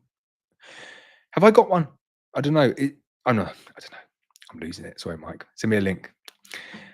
Marcus says, after watching your live apiary streams, you recall what different hives nukes are doing by memory or by what queen cage is on top. Do you just have an amazing memory, or do you keep records of the visits? So I think if you watched most of the live streams, you'll realize that I have a shocking memory and forget what's going on in all of the hives in every single one. But in terms of the requeening, I have been deliberately requeening with specific genetics. So I do keep the queen cage on top for that very purpose. And then if they're like the German buckfast I use, I can tell by the numbers on the back of the queens and the kind of discs that are on them. But apart from that, I don't have a very good memory, and I probably don't have the best method at all of doing it. Like, I will write important stuff under the roof, but I think I'll go back to using those discs. Those discs were really good, and you can buy them with the queen discs. You can buy like big ones, like the Pains ones. You can buy like little mini ones as well, like that big, and the mini ones would be perfect for that. So I'm gonna revamp that, bring that back, I think, because it was pretty cool. Nicholas James says, hi Laurence, I've returned from holiday after 2 weeks. Did an inspection yesterday to find 6 hatch swarm cells. However, I also found eggs. Is this possible? And young larvae too, not sure why.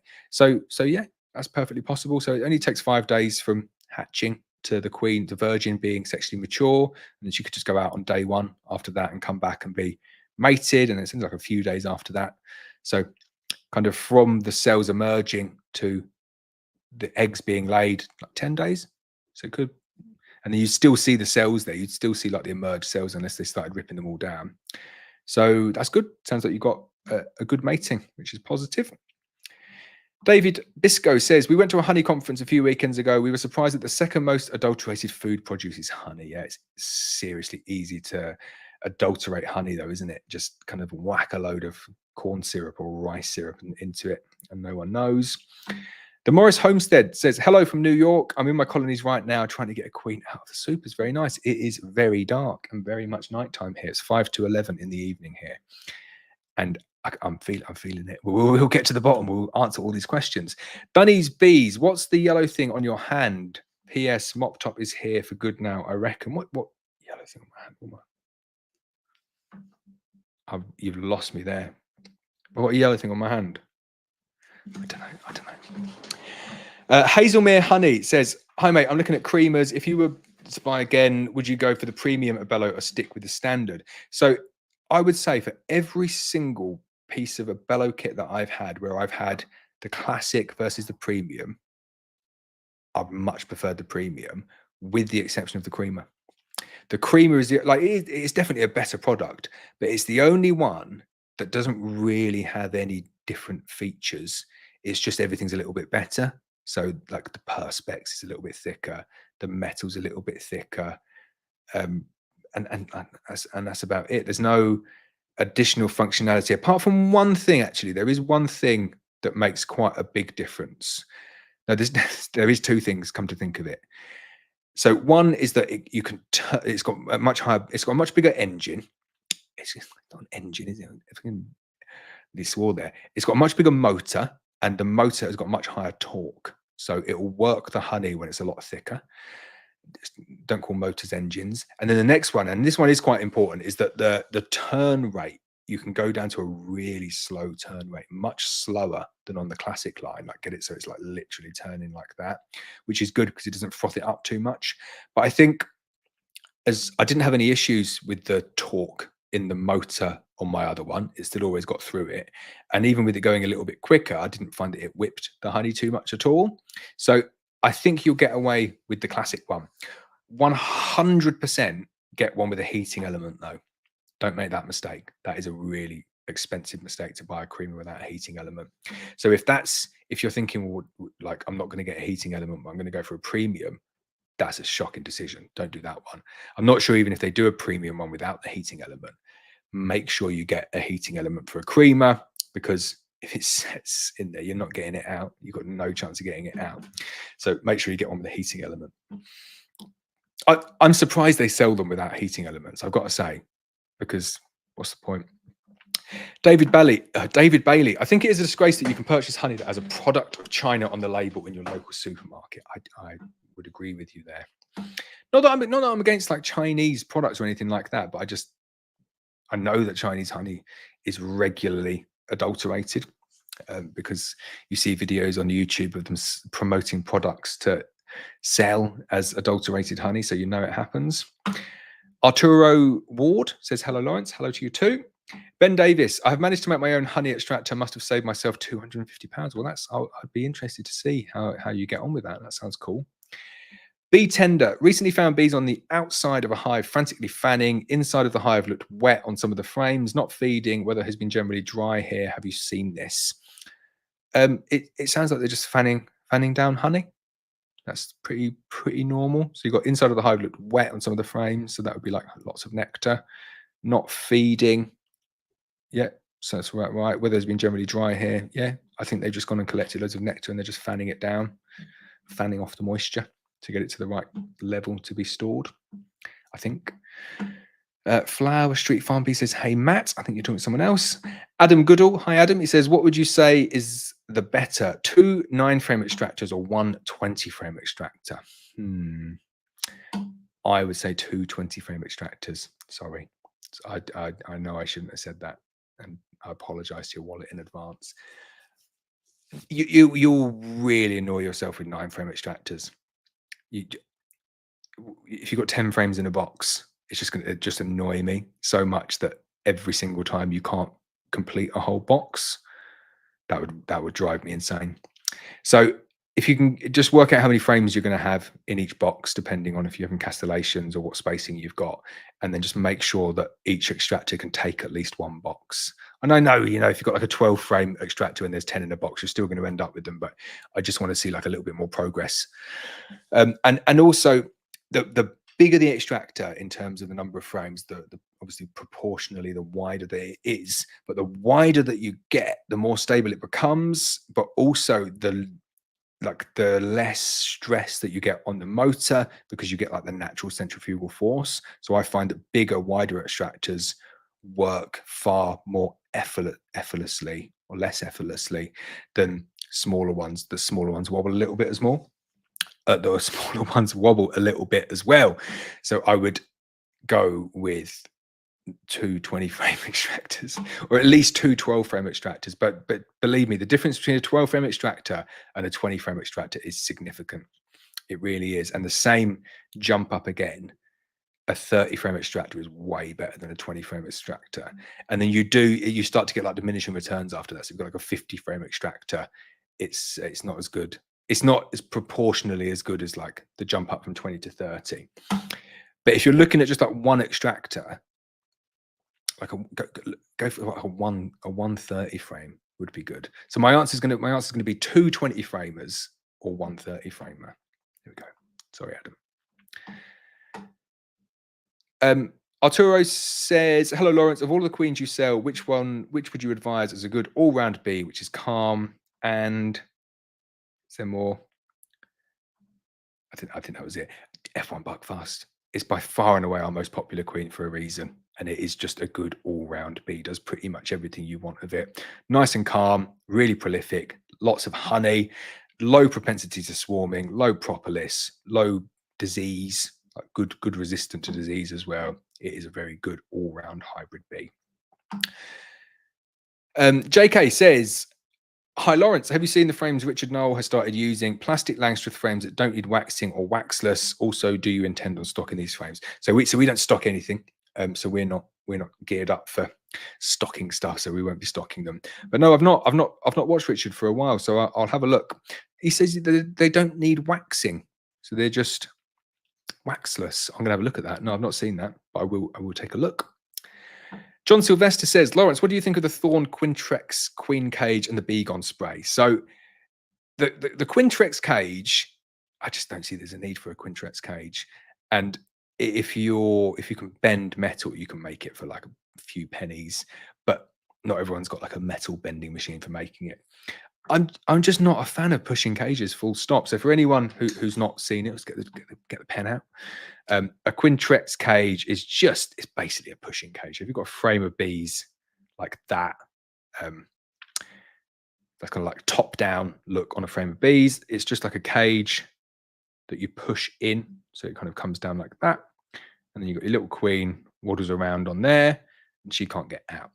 But you've got brood underneath that's emerging and turning into little baby bees. And then the idea is that she's accepted in there, and you can take off the cage, and everything's good. I just find that hopelessly queenless. Get them hopelessly queenless and use the travel cages, and you get incredibly good success rates. So you don't need to complicate it with a Quintrex cage. So I wouldn't use it. Honeybee Gone, again, I'm not a massive fan of using, it's like natural oils to clear supers. Again, for me, because I found like a really good way of clearing supers using a petrol blower. And a petrol blower on castellated supers is like instant. It really is instant. You just lift the box up, you've got a full box of bees, and just go, and then you've just got an empty box of bees instantly. And there's no chemicals, there's no residues, there's no oils, there's no taste. There's just lots of bees in the air, and it's like perfectly safe for the bees and really quick, and it's just a really good solution. So not a fan of either of those. So sorry if you've gone out and bought them, but I don't think there's anything wrong with either of them either. I think Quintrex cages are probably the best of all of the pushing cages, because they're metal and because of the way that they kind of like sink right in. It means that the bees won't burrow through. So if you do want to use an introduction cage like that, it is a good queen introduction cage. But I wouldn't use them personally. The Morris Homestead. Hey Brian. I have brood in my supers, no queen excluder. I'm going to shake 4 supers of bees into a double brood chamber to put my queen excluder in. Wish me luck. I'll wish you luck as well. Good luck.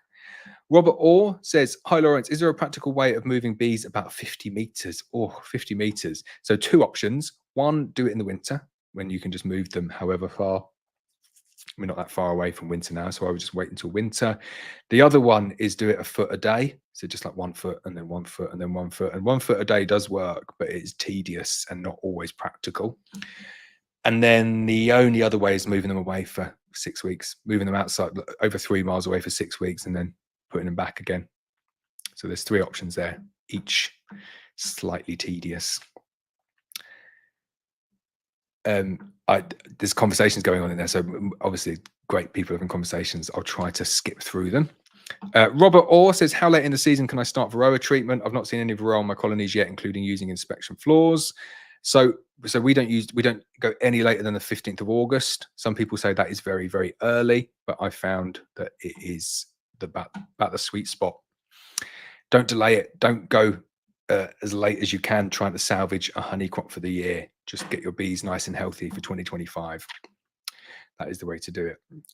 Ben Davies says, if you're selling an 8-ounce jar, what's the best price to sell? The best price to sell it at is the maximum price that you can achieve for that. So don't start off cheap. Start off high, see if it sells, and then incrementally lower it down to get it to the point where you sell out in April. Don't sell out in November. Selling out in November is you've sold it too cheap. And it is very different depending on where you are. And it could there's no logic to it. It's just a case of how affluent the area is and how many beekeepers are in the area or how many bee farmers are there. So you just need to do it as best you possibly can. Oh, as people are in the chat. Robert says, hi, Laurence. Also interested in your views on queens. I've got a lovely Black Mountain Honey Buckfast F1 queen and a lovely Caucasian queen and a few AMMs. All of the AMMs are more pingy, ranging from tolerable to nasty. I'm guessing there's a follow-up to this.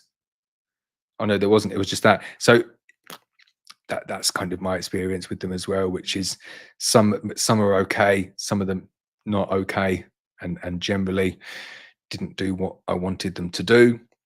And the queens that are selected and bred from really good stock generally perform a lot better and are way calmer. You could also call them drama queens. I like that. It's good. I've not used that before. Little Nest Craft says, Laurence, would you sell clipped queens for people who want them clipped? So unfortunately not. No, we don't sell clipped queens. And the reason that we don't sell clipped queens is that we find that they don't introduce quite as well, and you'll get more forced super seizures on clipped queens. I know a lot of people sell clipped queens, but we don't like it, don't like doing it. And it just kind of like complicates the issue a little bit.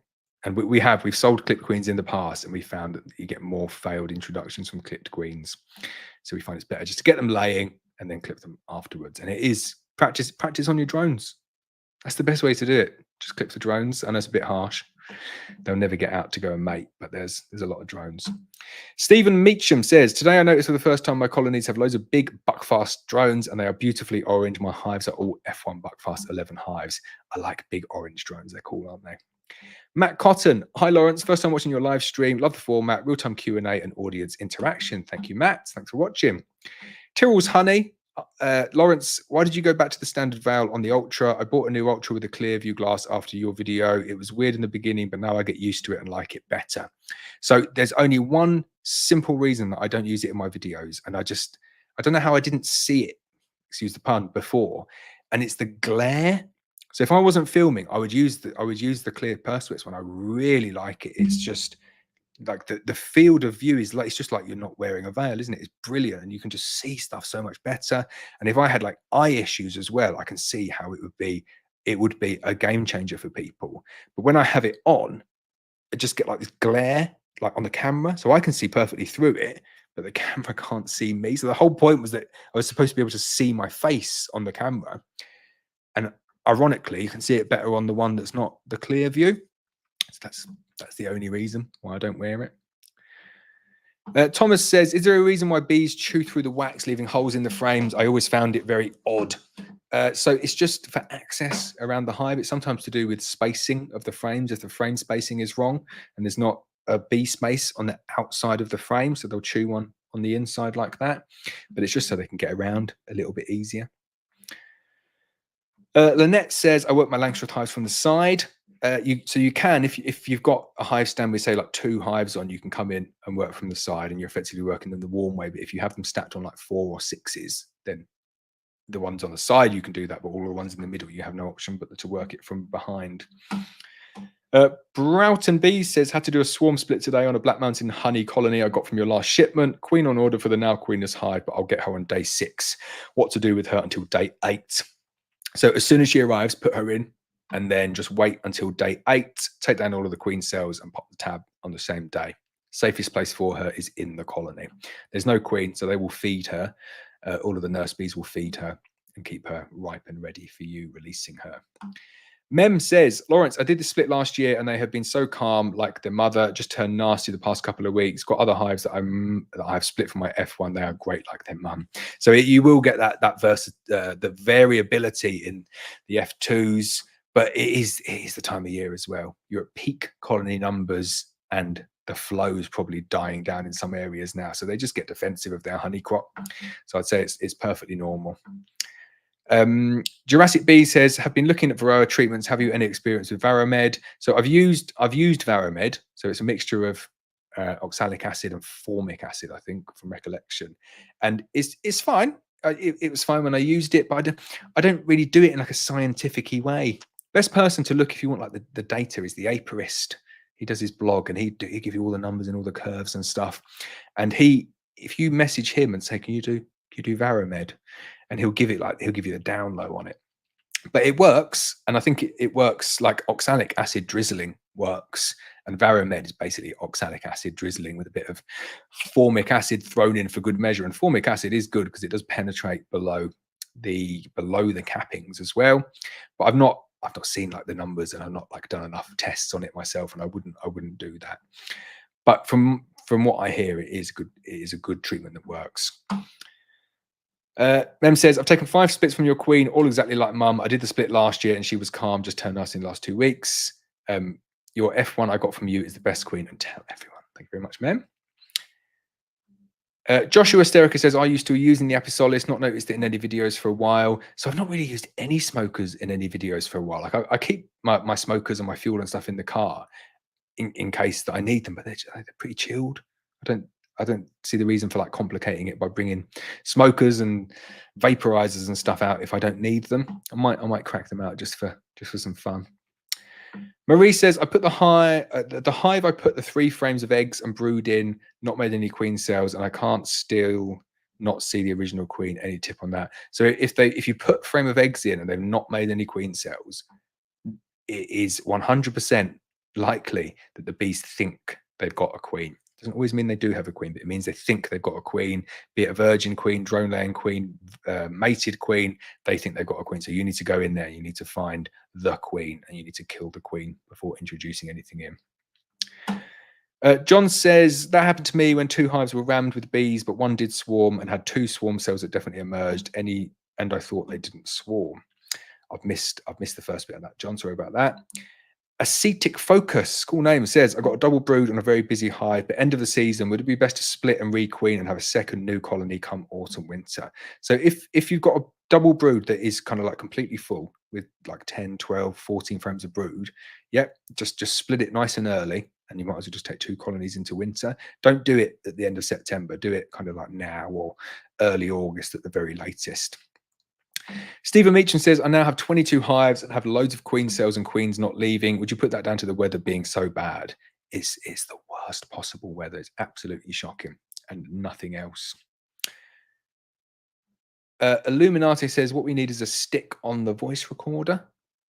Oh, I think a stick on the hive recorder. There we go. That makes more sense. Yeah, that would be good. John says, I have used a pair of earbuds linked to my phone for the microphone and used a voice recorder app on my phone. So it's good, but then you've got to go back and listen to the voice app and then probably transcribe it into some sort of text. So I can see how for some people that might be useful, but I wouldn't use that one. Hit the thumbs up before you leave. That's very good. We're nearly 3 hours in, 2 hours and 45 minutes in, and I can properly feel it now. And you might sense that I'm getting through the questions now a bit quicker. UK Honey Marketing Board is here to answer all of your UK honey-based questions. Very good at that. Bob Ross via Laurence. That one's gone over my head as well. Michael Critwell, late to the party. Laurence is a tropical heat guy for real. I do. I love it. You never hear me complain about the heat. William Sharple says, could I use a fruit press for heather honey?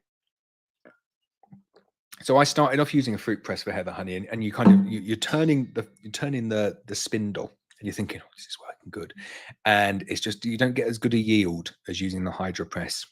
I think I was getting like a 50-ish% yield versus you get like 100% yield, maybe like high 90s using the hydro press. But the manual press, you just can't get enough leverage on it to make it work, and you feel like things are grinding together. Like it's not what you want to be putting your honey through, grinding metal. Right, Ben Wong says, I have over 20 hives at the moment. My 2023 overwinter Black Mountain Honey Queen is in my top 2 performers this season.